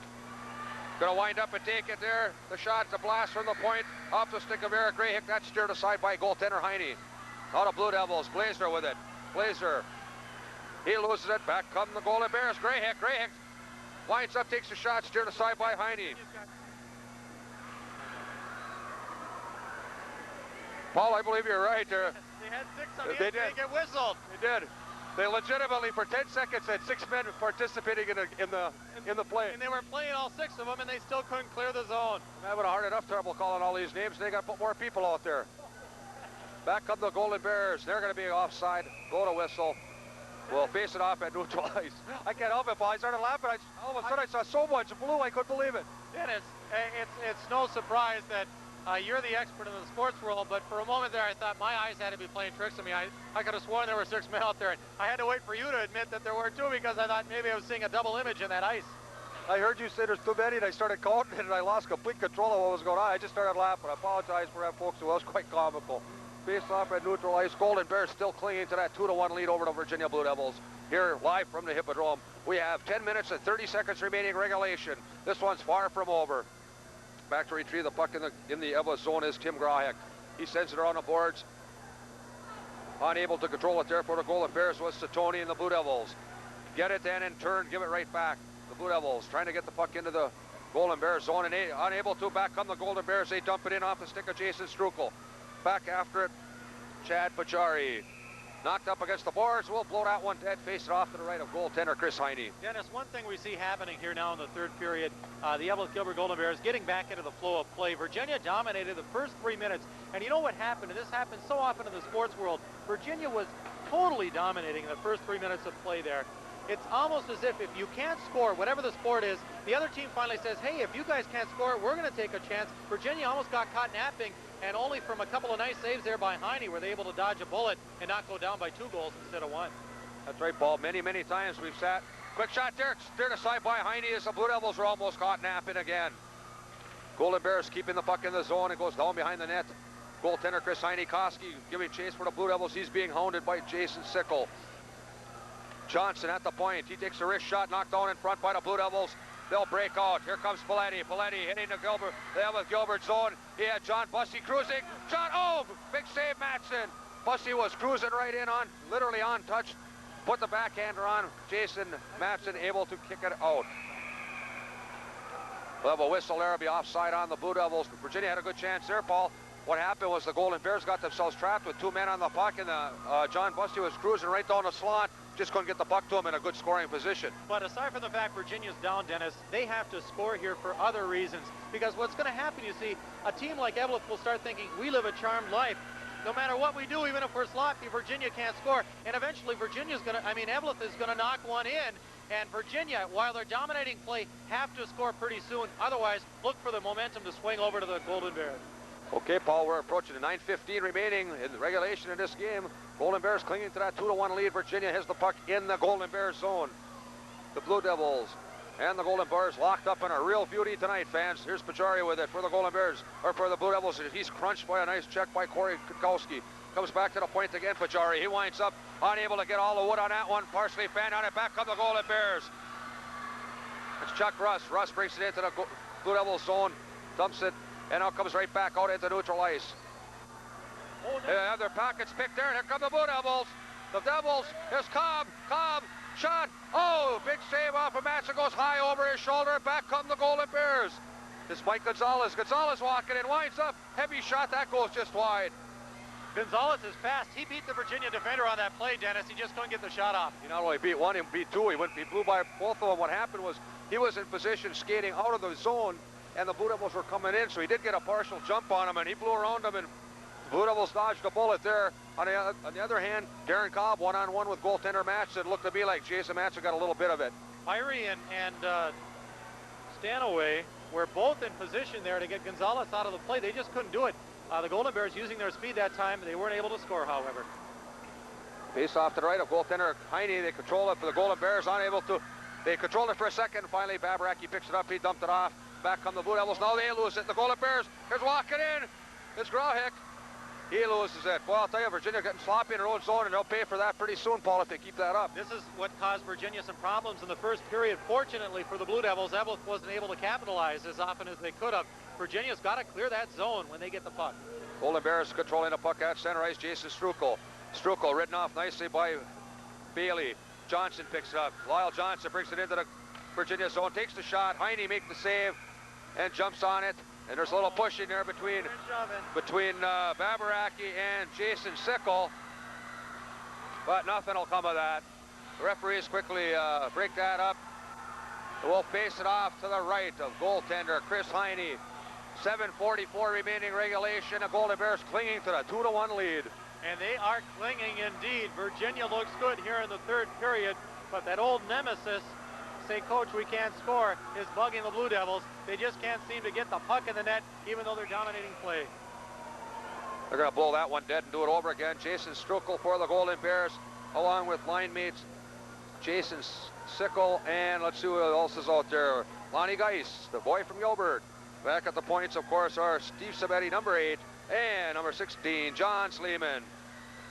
The Blue Devils, Bussy, Speltz, and Paletti up front, Pajari, and Stanaway at the points. Here's Bussy with it in his own zone, John Bussy. Bussy circles in front of the goal, tried to headman it to Speltz, that was too far, and picking it up are the Golden Bears. The Golden Bears, kind of a lazy little passer that nobody wanted, and Virginia picks it up, Paletti. He loses his stick and in turn the puck. Back come the Golden Bears. Lead pass there, that was too far. It's got a little ragged there all of a sudden, Paul, and a lot of giveaway. Finally they're able to dump it into the Blue Devils zone. Back to retrieve it for the Blue Devils, Pajari. He loses it. Walking right out in front, quick shot, he banged on it. Was Eric Grayhick. Another one, Paul. They let Eric Grayhick walk right out in front. Unfortunately for the Blue Devils, Eric couldn't pull the trigger. Virginia's having the same problems they had in period number 1, Dennis, and they better hold on. It could cost them. A goal here for the Golden Bears could be all they need to go on and win this game. Back come the Golden Bears. They headman the puck into the Virginia zone, giving chase, Corey Kukowski. Kukowski loses it to Edstrom. Edstrom brings it into neutral ice. Edstrom. Dean Edstrom hits the Golden Bears zone. Edstrom with it, tried to put a little move on Reichstead. Reichstead wouldn't have any of that, and back come the Golden Bears. Golden Bears, oh, almost a 2-on-1, Paul. Back come the Blue Devils. This is Blazer with it. Blazer, he loses it, but right onto the stick of Babaraki, and Babaraki wisely dumps it right into the Golden Bears zone. Paul, I think that, my opinion anyway, from what I've seen here tonight, the Blue Devils are better off dumping in and chasing because they really haven't been able to carry it in effectively. They don't set up quick enough, Dennis. That's the problem, especially when they're in their own defensive zone. They are better dumping it. Babaraki with it for the Blue Devils. Over to Koski. Koski with it. Neutral ice. Koski to Cobb. Darren Cobb. Dangerous man with the puck. He loses it. Back come the Golden Bears. Hamalainen. Loses it at neutral ice. Play's got a little ragged here the last couple of minutes at center ice. There's a player down. The Blue Devils are screaming for a penalty as one of the Blue Devils is knocked down. All the Blue Devils jumped up right away, Paul, and they were yelling and they wanted a penalty called. I don't believe there'll be one, but one of the Blue Devils definitely is down on the ice, and that is Randy Babaraki. Nobody's been afraid to hit tonight, Dennis. That much is sure. Both ways, there's been a lot of hard hitting, and that time, not only is number 16, Randy Babaraki, shaking up on the plate, but he's even hollering at the ref a little bit, saying, hey, you got to watch it. When you go down like that, we're looking for a penalty. I didn't see it, so I don't know what happened. It might have been a clean hit, and he got himself turned around. I can't see either way. I didn't see it either, Paul. I had my eyes on the puck on the other end of the ice, but I noticed that Randy Babaraki was down, and it looked to me like when he got up, he looked at John Bymark, the referee, and he motioned to his helmet like he took a shot to a blow to the head, and he wanted to know why there wasn't a penalty, and you could hear some of the fans yelling, come on, Bymark, get in the game. But I can't say I didn't see it. Back come the Devils. The Blue Devils, Scott Stanaway. He dumps it off to Lucic. He's banned on a shot, and the Golden Bears. Oh, there's a heavy shot there. Mike Lucic flattened one of the Golden Bears. I'm going to take a guess at John Sleeman, and he's going to get the key. Probably, I think he might have thrown an elbow there, Paul. When you hit him hard like that, Dennis, sometimes it's tempting to get a little bit too much of an elbow into the play. And that time, sure enough, number 2, Lehman, for the Virginia Blue Devils to go to the penalty box. That's only the second penalty on the night for Virginia, but this comes at a costly time. Time running out in the third period. Virginia down by a goal, and they're going to be in trouble here with Eveleth Gilbert on the power play. No question. Eveleth Gilbert, Golden Bears heading to the power play. 5:20 remaining in regulation. The Blue Devils digging a little bigger hole for themselves by going on the shorthanded situation. Number 2. Paul will pick up the official call, and we're back to the live action. Puck is in the Virginia zone, up against the boards. We'll blow the whistle, we'll blow it dead. Paul, what's happening there? Was I correct in my assumption? You were right. Mike Luzajic, a senior forward for the Virginia Blue Devils, got the old elbow in there. It was a hard check, but he got a little bit too much of the elbow in and was called for a 2-minute minor, and this comes at a costly time for the Virginia Blue Devils. They have to kill off this penalty. Back come the Golden Bears. Knocked down in front by Cobb. Cobb dumps it down. It'll go travel the length of the ice. Actually, Dennis, with time running out, Virginia really should hope for a shorthanded goal at this point. No question, Paul. We're under 5 minutes remaining in regulation. Blue Devils trail by a score of 2-1, and the Golden Bears are on the power play. This is Johnson with it. Johnson, cross-ice pass to Strukel. Strukel unable to get ahead to his line mates. It was picked up by Cobb, and there's, I don't know what's going on there, but it looked the others a little pushing and shoving, and they want penalties called, but I don't believe they're going to call them. Back into the action anyway. I guess it's time we got to quit making assumptions on what's going on here. I don't think they're going to call anything, Paul. Dennis, I don't know, I hate to jump on the referees because we are guilty a lot of times of saying referees don't let them play a wide open brand of game. Tonight, it's certainly wide open, maybe getting a little too wide open at this point because there's a lot of elbows and fists being thrown out there on the ice both ways. I agree, Paul. There's a certain degree of letting them play, but, you know, there's a certain degree also you got to call it a day. Nonetheless, we're down to the 4-minute mark. Remaining regulation, Golden Bears on a power play, dumped out in front. Heine jumps on it. Now you're going to see some pushing and shoving. Officials better get on this very quick, Paul. People are falling all over. The officials cannot be late at this point of the game getting to a frozen puck because they're going to be pushing and shoving right away. The Eveleth fans are pointing and yelling they want penalties. The Virginia fans want penalties, and yet I don't think there'll be any handed out. No, they're going to hand something out here. They're talking about it right now, Dennis. Don't speak too soon. Maybe not, though. The mistake the referees made at this point, and I guess I'll go on record as saying it, they let it get a little too wide open there. You see, a player's going to push it. If one thing's allowed, they're going to try it again. If it's allowed again, they're going to maybe try it harder the next time. That time it went a little bit too long. And like you say, the referees can't be too slow to get to any whistles now at this point because these kids, and I say both ways, are getting a little bit too heavy hitting out on the ice. No penalty. You were right, Dennis. Paul, what happened was Weimark, the official, pointed to where he wanted the puck to be dropped for the face-off, and they happened to be in the same direction as the penalty box, and that's where you drew that assumption. But had they called anything, I think at this point what it would be on a deal like that is they would probably call incidentals to each, and they would both go. Back to the action. Golden Bears Johnson, Lyle Johnson with it. To Strukel. Strukel, cross-ice pass to Chuck Russ. Back to Johnson. And cutting in front to Skoski. Koski trying to get it out to Paletti, who was standing right out in front of goaltender Matson by himself. They're yelling again over my shoulder. They call him, but I don't believe they're going to see much called here. Back come the Blue Devils. Blue Devils drive it into the length of the ice. We have 3 minutes, 20 seconds remaining regulation. Power play's over. And the power play is over. The advantage to the Golden Bears is over, and the Blue Devils will try desperately to knot this one up and maybe head into OT. Back come the Golden Bears. They dump it into the Virginia zone back after John Bussey for the Blue Devils. Bussey being hounded by Strukel. Now entering in there and picking up the loose puck is Eric Grahek. That one's whistled the length of the ice. I believe that's going to be icing. Yes, it will be. They'll blow that one. They'll bring it back. They'll face it off to the goaltender Chris Heine's right. 2:56, Paul. In the next minute, we're going to have to start looking at what time and when and how or whatever do you pull the goaltender.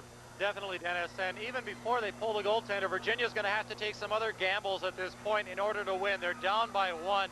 In a close game like this, they can't afford to keep playing the kind of hockey they're playing right now. They might have to even force something. If it might cost them a mistake and a goal, so be it. They're going to have to try something a little out of the ordinary to try to get that desperate goal they need here with under 2.5 minutes remaining. Golden Bears with the puck, controlling it for the Golden Bears in the Virginia zone is Gonzalez. Gonzalez loses it. Blazer picks it up for the Blue Devils. He loses it. Now Golden Bears back to the point. Quick shot taken there. That one whistles wide. Comes back to the point. Reichstead. He winds up. Shot right on goal. That one was misdirected, and Chris Heine came up with a nice save. He came up with a save, and the screen was on. Unfortunately for Heine, some of his own defenders got in the way. He barely saw that one, Dennis. But again, quick reflex of the goalie. He got his eye on it at the last possible moment. Was able to make the pad save. And Dennis, as I said, 2:29 remaining here in the game, the third period, unless there's overtime. Virginia's got to make some gambles here because the Golden Bears, after a slow start in the third period, have now arrested momentum from Virginia, and the Blue Devils have to try to make something happen. Blue Devils trailing by 1 late in the game, trying to knot this one up. Picking up the loose puck will be Koski for the Devils. He's going to lose it. The Golden Bears centering pass. The scramble out in front. It's knocked back by one of the hand pass by one of the Golden Bears. Yep, they're going to call that hand pass. He turned around and knocked it back. What he wanted to do, Paul, was get it back to the point for a shot. Personally, I'd have knocked it right in the net myself. That would have been one way to do it, Dennis. Play again a little ragged, and the tempers are flying out there on the ice tonight. These teams apparently don't really like each other. Over the past few years, Dennis, that Eveleth-Virginia clash has been a little more mild. Tonight, however, it's not mild at all, and I think part of that is thanks to the close game that we've had tonight. It tends to make teams get fired up at each other. Quick shot, jumped in on goal by the Golden Bears. Heine steers to the side, Koski after it. He loses it. Babaraki loses his stick, but he's fortunate enough to kick it ahead to Paletti. Paletti bringing it into neutral ice, now into the Golden Bears zone, and he's literally being triple teamed, Paul. There's 3 guys all over him. Not that there should have been a penalty call or not, I didn't mean it that way, but there was 3 guys all over him. And Virginia had no one trailing to try to get that puck when Paletti lost it. It's too bad because they went a fine shot opportunity to score there with Eveleth pinching into the far side of the rink and having 3 guys out of position to make any play on the puck. Nonetheless, the Golden Bears dodged the bullet, and they now have the puck again in the Virginia zone. Dennis, what did I tell you earlier? I don't mean to sound like a prophet, but as I said, Virginia had the momentum early. They never scored, and it finally turned to the Golden Bears. And I think this might be too late unless Virginia can come up with something. We're going to see a goalie pull pretty soon, I think, too. No question. We're down to a minute 15. Remaining regulation. There's a scramble. Nope, it never went in the net. And boy, I'll tell you, there's 3 goaltenders for Virginia doing a whale of a job. He kicked it loose, and 2 of his buddies came in, and 3 of them jumped on the puck. They are, Dennis. And did you notice the referees get in there real quick? They formed a triangle around the goalie because they didn't want any of the Eveleth players swinging in there and maybe shaking some things up with the Virginia players. And so far, anytime there's been a frozen puck here in the third period, it's been wild. Timeout is called by Coach Keith Hendrickson, and why not? We may see a pulled goalie. 1:11 remaining in the third period. The score: the Eveleth Gilbert Golden Bears 2, the Virginia Blue Devils 1. We'll be back in 30 seconds. The Eveleth Pharmacy provides professional prescription service while putting the fun back into shopping. Their Value Right affiliation gives you greater selection and lower prices, and that friendly personal service makes shopping at the Eveleth Pharmacy a real pleasure. You'll also appreciate the many special services, film and photo finishing, surgical supplies for ostomy patients, and their Hallmark card and gift shop. The Eveleth Pharmacy, Louis Muich and staff, the friendly store providing professional prescription service for over 80 years. 324 Grant Avenue in Eveleth. Service with a personal touch. Welcome back, sports fans. There you see a shot to the Virginia Blue Devils high school hockey team head coach Keith Hendrickson, Brian Kehoe, assistant coach, also over there. Virginia has called a timeout. It's a 1-minute timeout. They're discussing what they're going to do. We have 1 minute and 11 seconds remaining in regulation. Blue Devils trail by a goal. Dennis, the face-off is in the Virginia zone, so Heine will have to remain in the nets, at least for the face-off. If Virginia can clear the defensive zone, Keith Hendrickson talking to his players right there, you can see him. If Virginia can clear their zone, Heine will come out, and Virginia will put that 6th attacker on the ice. Let's wait and see what happens. Meanwhile, the Golden Bears, their job is to keep the puck in the Virginia zone, which they've done well in the last few minutes. If they do that, it's all academic, and the game will be over. They'll face it off at neutral ice because of the timeout, Paul, which rescues Virginia also. They should have faced that off to the right of goaltender Heine in the immediate Virginia zone right at neutral ice. Why is that called, Dennis? I wasn't even familiar with that. It's almost an unfair advantage. 1:11 remaining regulation. Paul, apparently has something to do with the timeout, and it's something I'm totally not aware of. Nice coaching by Keith Hendrickson, if that indeed is the case. I agree. Blue Devils, they pull the goalie. The net is empty on our left. The Blue Devils with the man advantage with under a minute left. Blue Devils, quick shot, take it. Oh, Derek Cobb was stationed on the pipe, and he just couldn't get a shot off or a tip in. Puck is shot the length of the ice. The Blue Devils get back to get it. And you should see Willie Speltz there. The puck was at the red line only, and he's motioning to the referee. Remember now, this is icing. But Willie shouldn't have slowed up too much here, because the referee maybe at some point could have said, I thought you could have gotten to it. Nonetheless, it was far enough in front, so it is an icing play. And the Golden Bears are not out of it yet, Dennis. The faceoff is in their defensive zone. Virginia has 6 men on the ice. Forward, look out. the Blue Devils could send it in overtime with a goal here.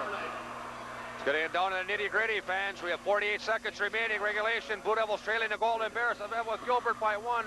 Faced off to the left of goaltender Matson. The Blue Devils have pulled their goalie, and they're going have elected to go with the 6th attacker.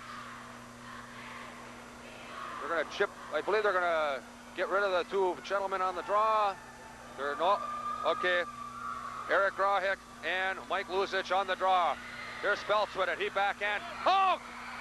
Speltz just laid a lazy backhander. It was more of a pass than anything, and Matson made the save. I don't think he saw that puck ball. He didn't see it, but he was down on the ice, the right place at the right time. You know, Dennis, as they say, one way to be good is to be lucky at times, too, and I don't want to take anything away from Matson because he is obviously a great goaltender, but also you need a little luck in a close game like this.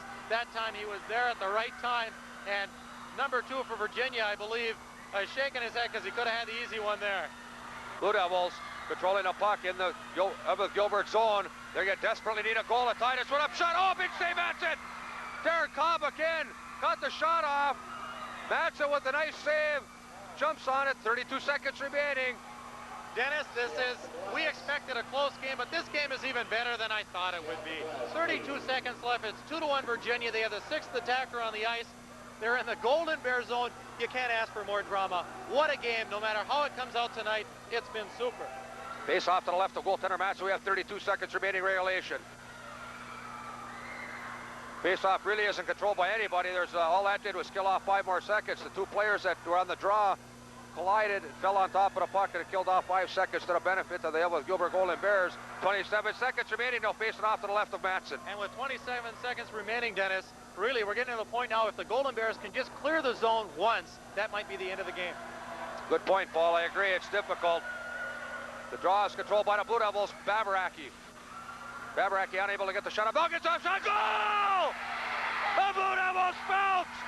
Babaraki and the Blue Devils are pumped up now. Incredible. Babaraki basically banned on it. It looked to me like he was shooting toward net. It went to Speltz. Speltz turned around and whistled it by the goaltender Matson. This one's not enough. 2-2. We have 20 seconds remaining in regulation. The place is going crazy. Babaraki to Speltz. And Dennis, if he did fan on it, a good goalie like Matson, a lot of times when you're good, you anticipate where the shot is coming. That may be why Speltz was able to score. Matson was committing to Babaraki's slapper, but when it went away, Speltz was able to get the tip, and Speltz laid it right in the right place. Willie Speltz, he's had a good game tonight. We mentioned him earlier in the 3rd period. Comes up with a goal. He deserves it. He's had a good game. Virginia's knotted it up, and unless somebody scores here in the last 20 seconds, we see overtime in our first game of the season. Dennis, you can't ask for more excitement than this. Iron Range Conference hockey at its finest. Excellent. You can't argue that, Paul. We have 20 seconds left. This one isn't over yet, fans. Here come the Golden Bears. They bring it into the Blue Devils zone. They lose it. Koski back out to neutral ice. We have under 10 seconds left. The Golden Bears with it. Lyle Johnson, quick shot taken there. The whistle blows. We have 5 seconds remaining. I believe they're going to take it out into neutral ice, and all probability will send us into overtime. And Dennis, these teams are really fired up both ways. It's exciting to watch. There's been a lot of heads-up play, and after a ragged middle part to the 3rd period, things have really picked up at the end of this 3rd period. Although the Golden Bears got to be a little frustrated now. They had the game in hand, and it shows you that 6th attacker working to the advantage. Great coaching, great game plan for new head coach Keith Henderson from Virginia. The Horn's throwing it with time left, Paul. I don't understand what's going on here. They faced it off. The horn went off. There still says 3 seconds on the clock. They blew the whistle with 5, or they blew the horn with 5. I believe there's a little mistake there. You can't accuse them of being homers here, Dennis. We're at Eveleth's home ice, and they blew the horn on their own fellas when the Golden Bears had a better chance of scoring. The referees are trying to settle it out. I guess there's going to be another face-off. 3 seconds remaining on the Right, they were a little premature with the trigger. There's 3 seconds remaining on the clock. We'll play a final 3 seconds, and apparently, fans, we're going to do exactly what I predicted earlier. We're heading to OT in Eveleth land tonight. The Eveleth Gilbert Golden Bears 2, the Virginia Blue Devils 2. They're going to face it off at neutral ice with 3 seconds remaining. Paul, about all you can do here is just hope you can get a quick shot and just try to put it on net and hope somebody makes a mistake. And Virginia, what they'll try to do, of course, is win the face-off. If they do, the time will run out. Face-off at neutral ice. They got it back to they got exactly what they wanted, Paul. There's the horn. They got it back and a quick shot taken by Reichstead, but he was wide, and that sends the horn off. We'll have a few minutes delay here before we head into the OT. Paul, it's been a good one. Dennis, it's been excellent, and both you and I think we're almost as fired up as some of those guys out on the ice tonight. What a game. I was excited because our viewership, Dennis, as you're well aware, is in the Eveleth, Virginia, Gilbert, and Mountain Iron area, the Quad Cities, great group of towns. Here we have 3 of those 4 towns matching up against one another. Eveleth, Gilbert going against Virginia for the first conference hockey game of the season.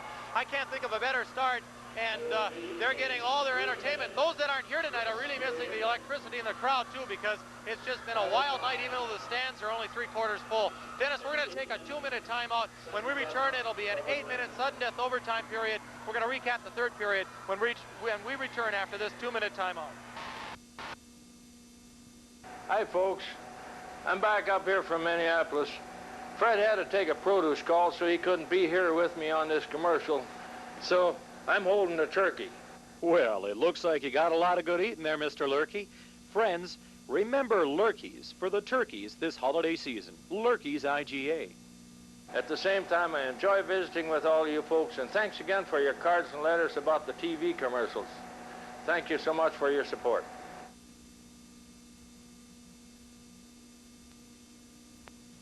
Discover the local advantage of the many financial services available at Queen City Federal Savings and Loan. Whether it's an interest-earning checking account, a high-yield savings account, or a low-interest loan, Queen City Federal has an account to fit your needs. Even special services for senior citizens. Whatever your financial needs, Queen City Federal can help you. With first-class financial services available and 3 convenient locations to serve you in Ely, downtown Virginia, and the Thunderbird Mall, you'll discover the local advantage of strength, security, and service at Queen City Federal Savings and Loan. Member FSLIC. If you're already tired of winter, here's a great gift to give yourself this holiday season. Jump in the car and travel to Texas. Hop a plane and fly to Florida, or cruise the ports of call along the sunny Caribbean. Pick your destination, set the date, and visit the folks at Dawson Carefree Travel in downtown Virginia. They can help you plan a relaxing winter vacation in summer-like sun. Call or visit Dawson Carefree Travel and give yourself the gift of a warm destination vacation this winter. Let Dawson Travel wrap up your travel plans. H.G. Harvey Constructors, a homegrown construction firm, is proud to sponsor live local sports programming. Employing local people and serving the Iron Range in northeastern Minnesota, H.G. Harvey Constructors does all kinds of work, including construction, design, and development, commercial and residential. And H.G. Harvey Constructors builds Star Metal buildings, the all-metal pre-engineered buildings that serve industry as well as private individuals. H.G. Harvey Constructors, general contractors and authorized builder of Star Metal buildings, over 25 years strong. H.G. Harvey Constructors in Eveleth. Welcome back, sports fans. As you probably tell, there's nobody's left the Hippodrome yet as we're going into OT, deadlocked at 2-2. Virginia scoring with 20 seconds remaining in regulation by a goal by Willie Speltz. Paul, very quickly, I'm going to say this. It's been a heck of a hockey game, but I haven't seen that much emotion and excitement on a Virginia hockey team in the last half a dozen years. You know, Dennis, I guess I noticed it, but I didn't even realize it. You're dead right. It's been a number of years since I've seen a Virginia. The whole team got off the bench, and it's a young team, a young coach. Exciting for Virginia hockey. Win or lose tonight, they played a whale of a game. Let's see what the Golden Bears can do here on their home ice now. Public address systems yelling at some of the people from the respective schools to get off the plexiglass. Let's play hockey, 8 minutes OT, fans. Blue Devils and the Golden Bears. Here's Speltz. Speltz walking in, takes a shot. Save, Matson. 7:52 remaining in the overtime period, Paul. Whoever scores will lock this one up, but I'll tell you what, both these teams won here tonight, and the fans sure did. They did, Dennis. It's great entertainment, great hockey. No one can leave here tonight hanging his head because both ways we've seen excellent play and some great goaltending as well. Okay, it looks like Paletti against Grauhick on the draw. We'll try to set the numbers. I can't get all the Eveleth Gilbert players out there because I can't see all their numbers at this position. We'll call them as we see them. Here are the Golden Bears. That is Chuck Russ. Russ to Kukowski. Kukowski gets it up ahead to Grauhick. Grauhick, centering pass. Oh! It was laying on the goal line. I didn't even see it until the last second. Whoa, wow. That was amazing, Dennis. It was on the goal line. In fact, I think the tip actually came off Heine's stick. There was a centering pass from Gonzalez, and it went off Heine's stick, or was it Koski? Grahek it was for the Eveleth Gilbert Golden Bears.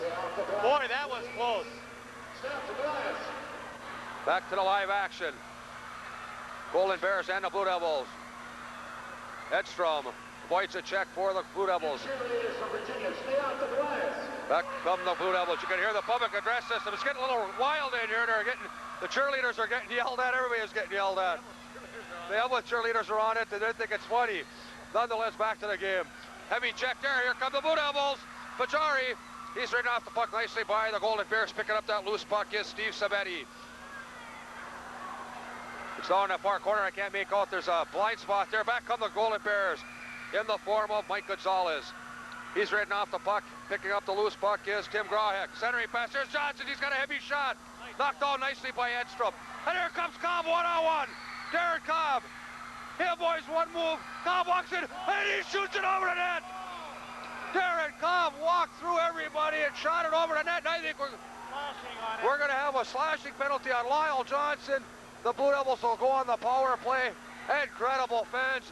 If you're missing this one, you're really missing something. I'm about losing my voice. This is really fun. First game of the year for us, and of course the Blue Devils. Eveleth has already had one, and Gilbert has had one under their belt.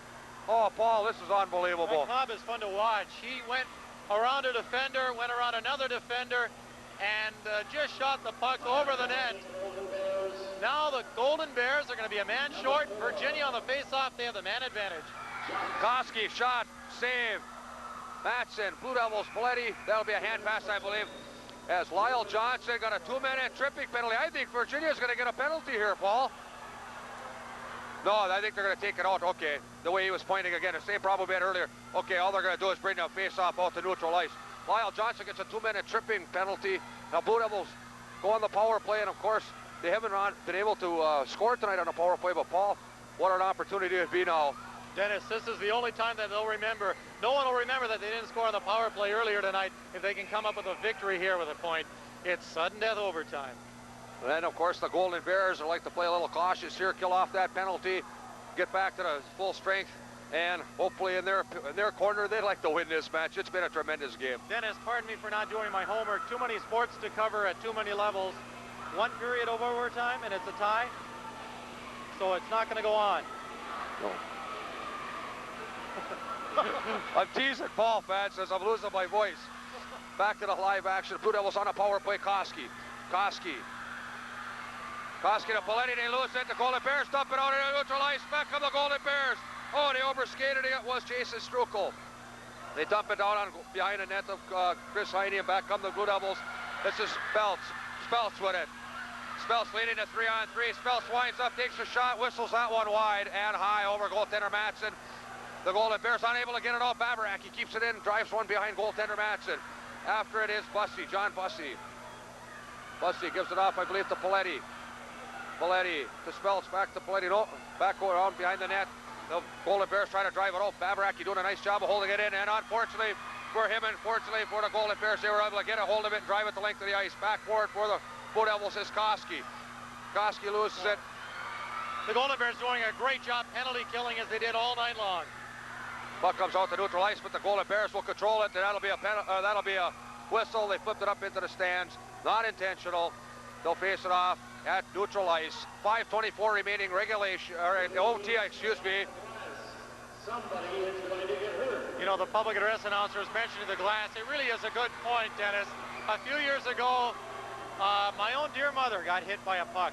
She wasn't on the glass, by the way, but it's so easy for a puck to go into the stands, even if you're sitting down minding your own business. If you're sticking your neck out over that sheet of ice, it's even more dangerous. When you're at a game like this, you maybe should listen to the public address announcer. I know it's not fashionable to say, but it's the safe thing to do. There's no question, Paul. I think a lot of these young kids think that the PA man is giving them a bad time being for Virginia. He's being 100% right. They don't have business being where they are.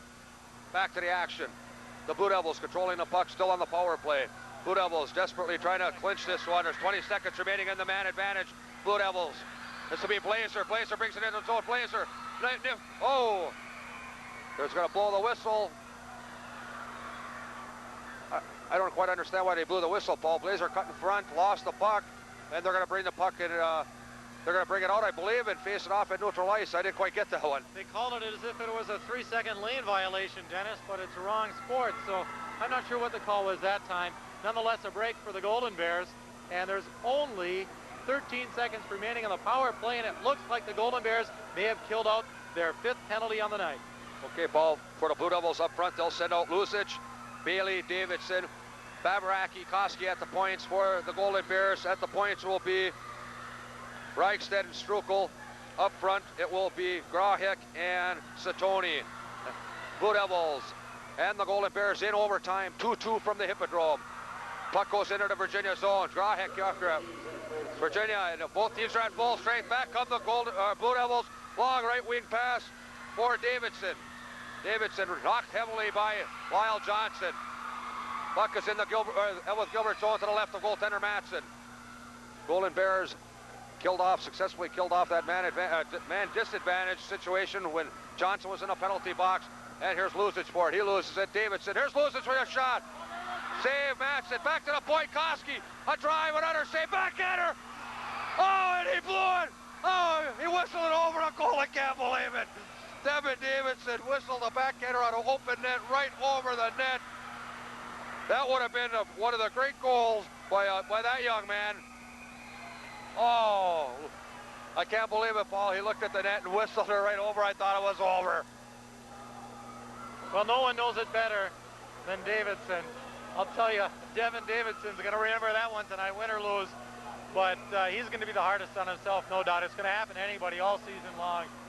The Golden Bears are dodging some bullets here in this overtime period. Virginia is definitely commanding the performance, Dennis. But as I said earlier, when you're commanding, you got to come up with that goal. Otherwise, momentum will swing the other direction. You may be caught napping.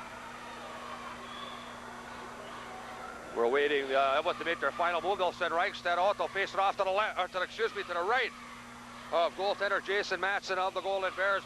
Blue Devils and the Golden Bears. And here come the Golden Bears. Potential breakaway material. That's Kukowski on the right side. He walks in, shoots, save. Oh, big play by Heine as Kukowski walked right in on the right side, took the shot, or Russ, excuse me, that was Chuck Russ. And Heine came up with the big save. Puck comes out into neutral ice after it for the Golden Bears is Reichstead, Barry Reichstead. He loses it as we have 3 minutes and 30 seconds remaining in this overtime session.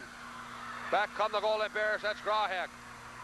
Grahek brings it into the Blue Devils zone, tries a centering pass, it's picked up by the Blue Devils. Back to the point, big shot coming there. Knocked down in front, another one. That goes high off the glass. Couple of real hammers thrown by Jason Strukel. Comes back to the point, Strukel. He throws the wrist shot up. It's knocked down by traffic in front. They'll blow it dead and face it off to the left of goaltender Chris Heine. 3:08 remaining, OT 2-2. The puck knocked down by Chad Pyrie, a junior defenseman having a great game. Pyrie came into his own this season in football, and he's doing a fine job here on the ice tonight on defense for the Virginia Blue Devils. So far, balanced play. Now the momentum, however, shifting a little bit to the Golden Bears, Dennis. And as I said, Virginia was unable to capitalize on some opportunities. Now let's see what the Golden Bears can do in the Virginia zone. Okay, it'll be Blazer on the draw for the Blue Devils, and his counterpart will be Tim Grahek for the Golden Bears. Faced off the left of Heine. The Blue Devils break it out. They try to get it ahead to Cobb. It went through Darren Cobb's legs right in through Reichstead. He drove it into the Virginia zone. Blue Devils with a Cobb. Cobb makes a couple of nifty moves. Here comes the Blue Devils. That's Edstrom, one-on-one, Dean Edstrom. Nice poke check there by the Golden Bears Strukel. Jason Strukel, another shot taken there. Blue Devils applying all kinds of pressure and unable to crack the armor of Jason Matson, who's played tremendous, as has Chris Heine and the Twines tonight for their respective teams. Blue Devils are going to blow that one. It's going to be an offside. 2:35 remaining, OT. You can see the fans are getting a little excited over this one. The Virginia fans didn't like that. They felt that all 4 Virginia players were playing on the blue line, and it was not an offside. Close to call, Dennis. The referee's in a much better position to call that one. We're in overtime, fans, from the Hippodrome. Locked up at 2-2. We have 2.5 minutes remaining in this overtime session. It's been a dandy. The Blue Devils and the Golden Bears. The puck goes into the Blue Devils zone. Heavy check there. Another one by the Golden Bears as Corey Kukowski threw a nice body check into Brian Koski. They blew it dead. They'll face it off to the left of goaltender Chris Heine. been an exciting game, fans. If you missed this one, you're missing a great kickoff to our season in high school hockey. Golden Bears dumped it out in front. Babaraki dumps it off to Cobb. Now they lose it back to the Golden Bears, and here comes Russ. Oh, and a nice poke check by Koski. Virginia's got to learn how to clear that puck, Dennis. They're having the problems that have haunted them all night long. Now they're able to get it out of the zone. The Blue Devils dumped it out into neutral ice. Oh, people are flying, sticks are flying. This one's got a little goofy. Back come the Golden Bears, 3-on-2. The Golden Bears walking in on the far corner. That's Grauhick, he shoots. Oh, and the Golden Bears had two guys for the tip, and neither one of them could tip it in. Centering pass shot, save Heidi. Boy, I'll tell you, the Golden Bears had an opportunity there, similar to the opportunity Virginia had only a couple of minutes ago. Steve Sabetti, along with another Eveleth player, I missed his jersey number, were both in front of the net, centering pass, and it just went over their outstretched sticks. Heine dodged a bullet, and then Heine came up with a nice save, froze the puck. And Dennis, this has been a wild overtime period. A lot of close opportunities, close calls. Normally by now we would have seen a goal with the way the pucks and the sticks have been flying out there, but it's still knotted up at 2 apiece, 1:45 remaining. There's Johnson, he takes a heavy shot. It's knocked out, and the Blue Devils have a potential breakaway. There's the pass. That's Bussy. He's walking in. He steered aside. Great defensive play, apparently, by the Golden Bears. That's one of the best defensive moves I've seen all night by the Golden Bears, Dennis. Back come the Golden Bears. Jason Strukel. Shot, save, Heine. He jumps on it, blows it in. Paul, I spotted it right away. When the individual for Virginia had the puck, I see John Bussy cruising. I knew they were going to get a breakaway. Boy, it was a tremendous defensive job by the Golden Bears. Boy, a lot of these Virginia players are all over the night, all over the ice tonight, as are many of the Eveleth Gilbert players. That time the Golden Bears came back though and caught Virginia napping, and they almost came up with a score. So Dennis, who knows? A minute 19 remaining. We still may see a winner tonight. However, if this last minute and 19 ticks off the clock, it's going to go into the record book as a tie. Both teams will get points in the IRC. Well, facing off the left of goaltender Heine, the Golden Bears have been very effective in that Virginia zone tonight. Virginia having troubles getting out, and Paul, we have 1:14 remaining in this overtime, and I'll tell you what, this has been just a whale of a hockey game. It's really been an exciting hockey game. From our standpoint, and of course for the players, the team, it's been a lot, just exciting all the way around. Here come the Blue Devils. The Devils on the move. That's Edstrom. Edstrom on center ice, brings it into the Golden Bears zone. He's hit heavily, and Grauhick picks it up for the Golden Bears. That's Eric Grauhick. Eric Grauhick trying to sprinkle Russ up the middle. 1 minute remaining. The Blue Devils dump it into the zone. Blue Devils look like Blazer with it. He lost it. Here come the Golden Bears. They bring it back to neutral ice. Picked up there by Blazer. Blazer trying to get it over to Cobb. Back come the Golden Bears. They're springing for the breakaway. That's Grauhick. Shoot. Oh, big save, Heidi. They dump it out onto neutral ice. We have 30 seconds remaining. And here come the Blue Devils. Bussy again. Shot. Oh, it goes over high over the net. Eveleth was caught on a line change. Both teams were robbed by some fine goaltending for Virginia, and that time Cobb shooting it a little bit high. Back come the Golden Bears, and a last cast brush by the Golden Bears is Grauhick. He dumps it into the zone back to get in his Cobb as we have 10 seconds remaining in this overtime period. Oh, and Heine had to be Johnny on the spot to kick that one out, Paul. Boy, I'll tell you what, we've had 3 breakaways, near another one, end-to-end action. They used to tell me that overtimes were boring because everybody plays so close to the line, you know, they play defensive hockey. It's been end-to-end. Nobody scored. This has been amazing hockey in the overtime period. Excellent, just like what we saw in the second period when the game really tuned up and got exciting. By the way, that time Virginia got caught looking at the clock, Dennis, and Eveleth almost came up with the overtime victory. So these Virginia players had to be careful. They're young, but that time they were looking up, watching time wind down. They figured it was going to go into the record book as a tie, and it almost ended up to be an Eveleth victory. Now with 7 seconds remaining, the Eveleth Gilbert Golden Bears bringing a couple of new players. Coach Keith Hendrickson is making some line changes. A little bit of cat and mouse going. Let's see what happens. Face off to the right of goaltender Chris Heine. Blue Devils and the Golden Bears. 7 seconds remaining in overtime.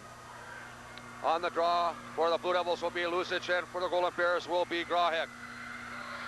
Quick shot taken there by the Golden Bears, goes wide, giving chase to Strukel. He loses it in the far corner, and that's the buzzer. This one's going to end up at a 2-2 tie. No, there's a lot of pushing and shoving over there. The officials are getting into it. They're going to clear that up in a hurry. The officials are talking to a couple of the players, both the teams, and they're going to clear that up. I hate to see that. It's ruining something that was really good. It was a heck of a hockey game. It was. Chad Pyrie is hot, number 9 for the Virginia Blue Devils, and he was ready to go after, I believe, number 14 for the Eveleth Golden Bears, Gonzalez. And I'm not sure what that was all about. Grahek, I don't know what that was all about. Nonetheless, they're shaking hands at center ice. I'm glad to see that. Dennis, you know, it's almost fitting, and a lot of people say ties are like kissing your sister, but it's almost fitting to see this game end in a tie, simply because both teams played well, and it was an exciting match to watch both ways. We could speculate, Paul, on the Gonzalez situation. I think that might have gone way back when this game started, when him and Bussy got into it a little bit earlier in the game, but nonetheless, there's Keith Hendrickson. I know he's happy to get a point, but I think he might be a little dejected. They played well. I'll let you get the total stops there, Paul. Well, I'll just transfer it right across. Chris Heine hit 31 for Virginia. For Jason Matson, 36 saves. It ends up in a 2-2 tie. A lot of offense here tonight, Paul. As far as shots on goal, not a lot of goals scored. It surprised me. A lot of surprises, Dennis. We're going to return in 2 minutes with a quick wrap of tonight's game. It's an exciting tie. Virginia and Eveleth Gilbert heading it at 2-2. We'll be back in 2 minutes with our Classic Awards Player of the Game and some final comments. Windfall Studio in Eveleth is your home on the range for wildlife art, fine art, and custom framing.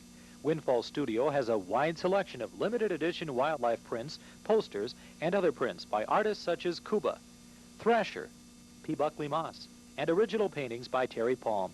Windfall Studio does custom framing and all kinds of specialty work, and we guarantee our work. For wildlife art, fine art, and custom framing, visit Windfall Studio in the Granted Jones Building, downtown Eveleth. Open Monday through Saturday, 10 till 5, and by special appointment.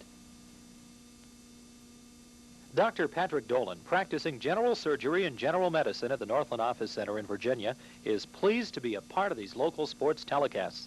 Dr. Dolan and his staff are proud to be a part of our local community. Practicing general surgery and general medicine, Dr. Dolan's office hours are 9 a.m. to 5 p.m., Monday through Friday. Call 741-1031 for an appointment. Dr. Patrick Dolan, Surgical Associates, Northland Office Center, 307 South 1st Street, Virginia.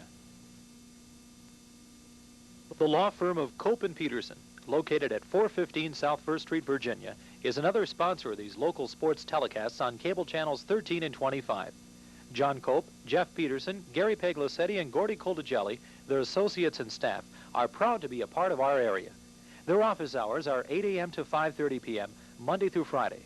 The law firm of Cope & Peterson, located at 415 South 1st Street, Virginia. You are invited to Little Italy in Gilbert for a night of authentic Italian dining. Experience our fine cuisine, including steaks, seafood, poultry, pizza, and homemade pasta delights. After a day of work or play, relax with your favorite cocktail in our old Roman lounge or enjoy a sumptuous meal in our Italian village atmosphere. Our experienced chef and staff will cater to your every need. Open at 4 p.m., Tuesday through Saturday. Little Italy in Gilbert.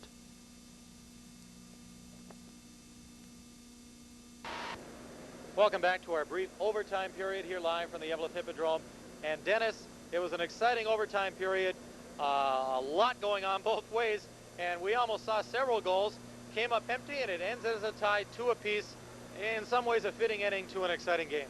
Oh, it was a tremendous hockey game, Paul. You know, we figured it was going to be low scoring, but there was an awful lot of offense witnessed by the shots on goal. You know, Jason Matson ended up with 36 saves. Chris Heine with Blue Devils ended up with 31.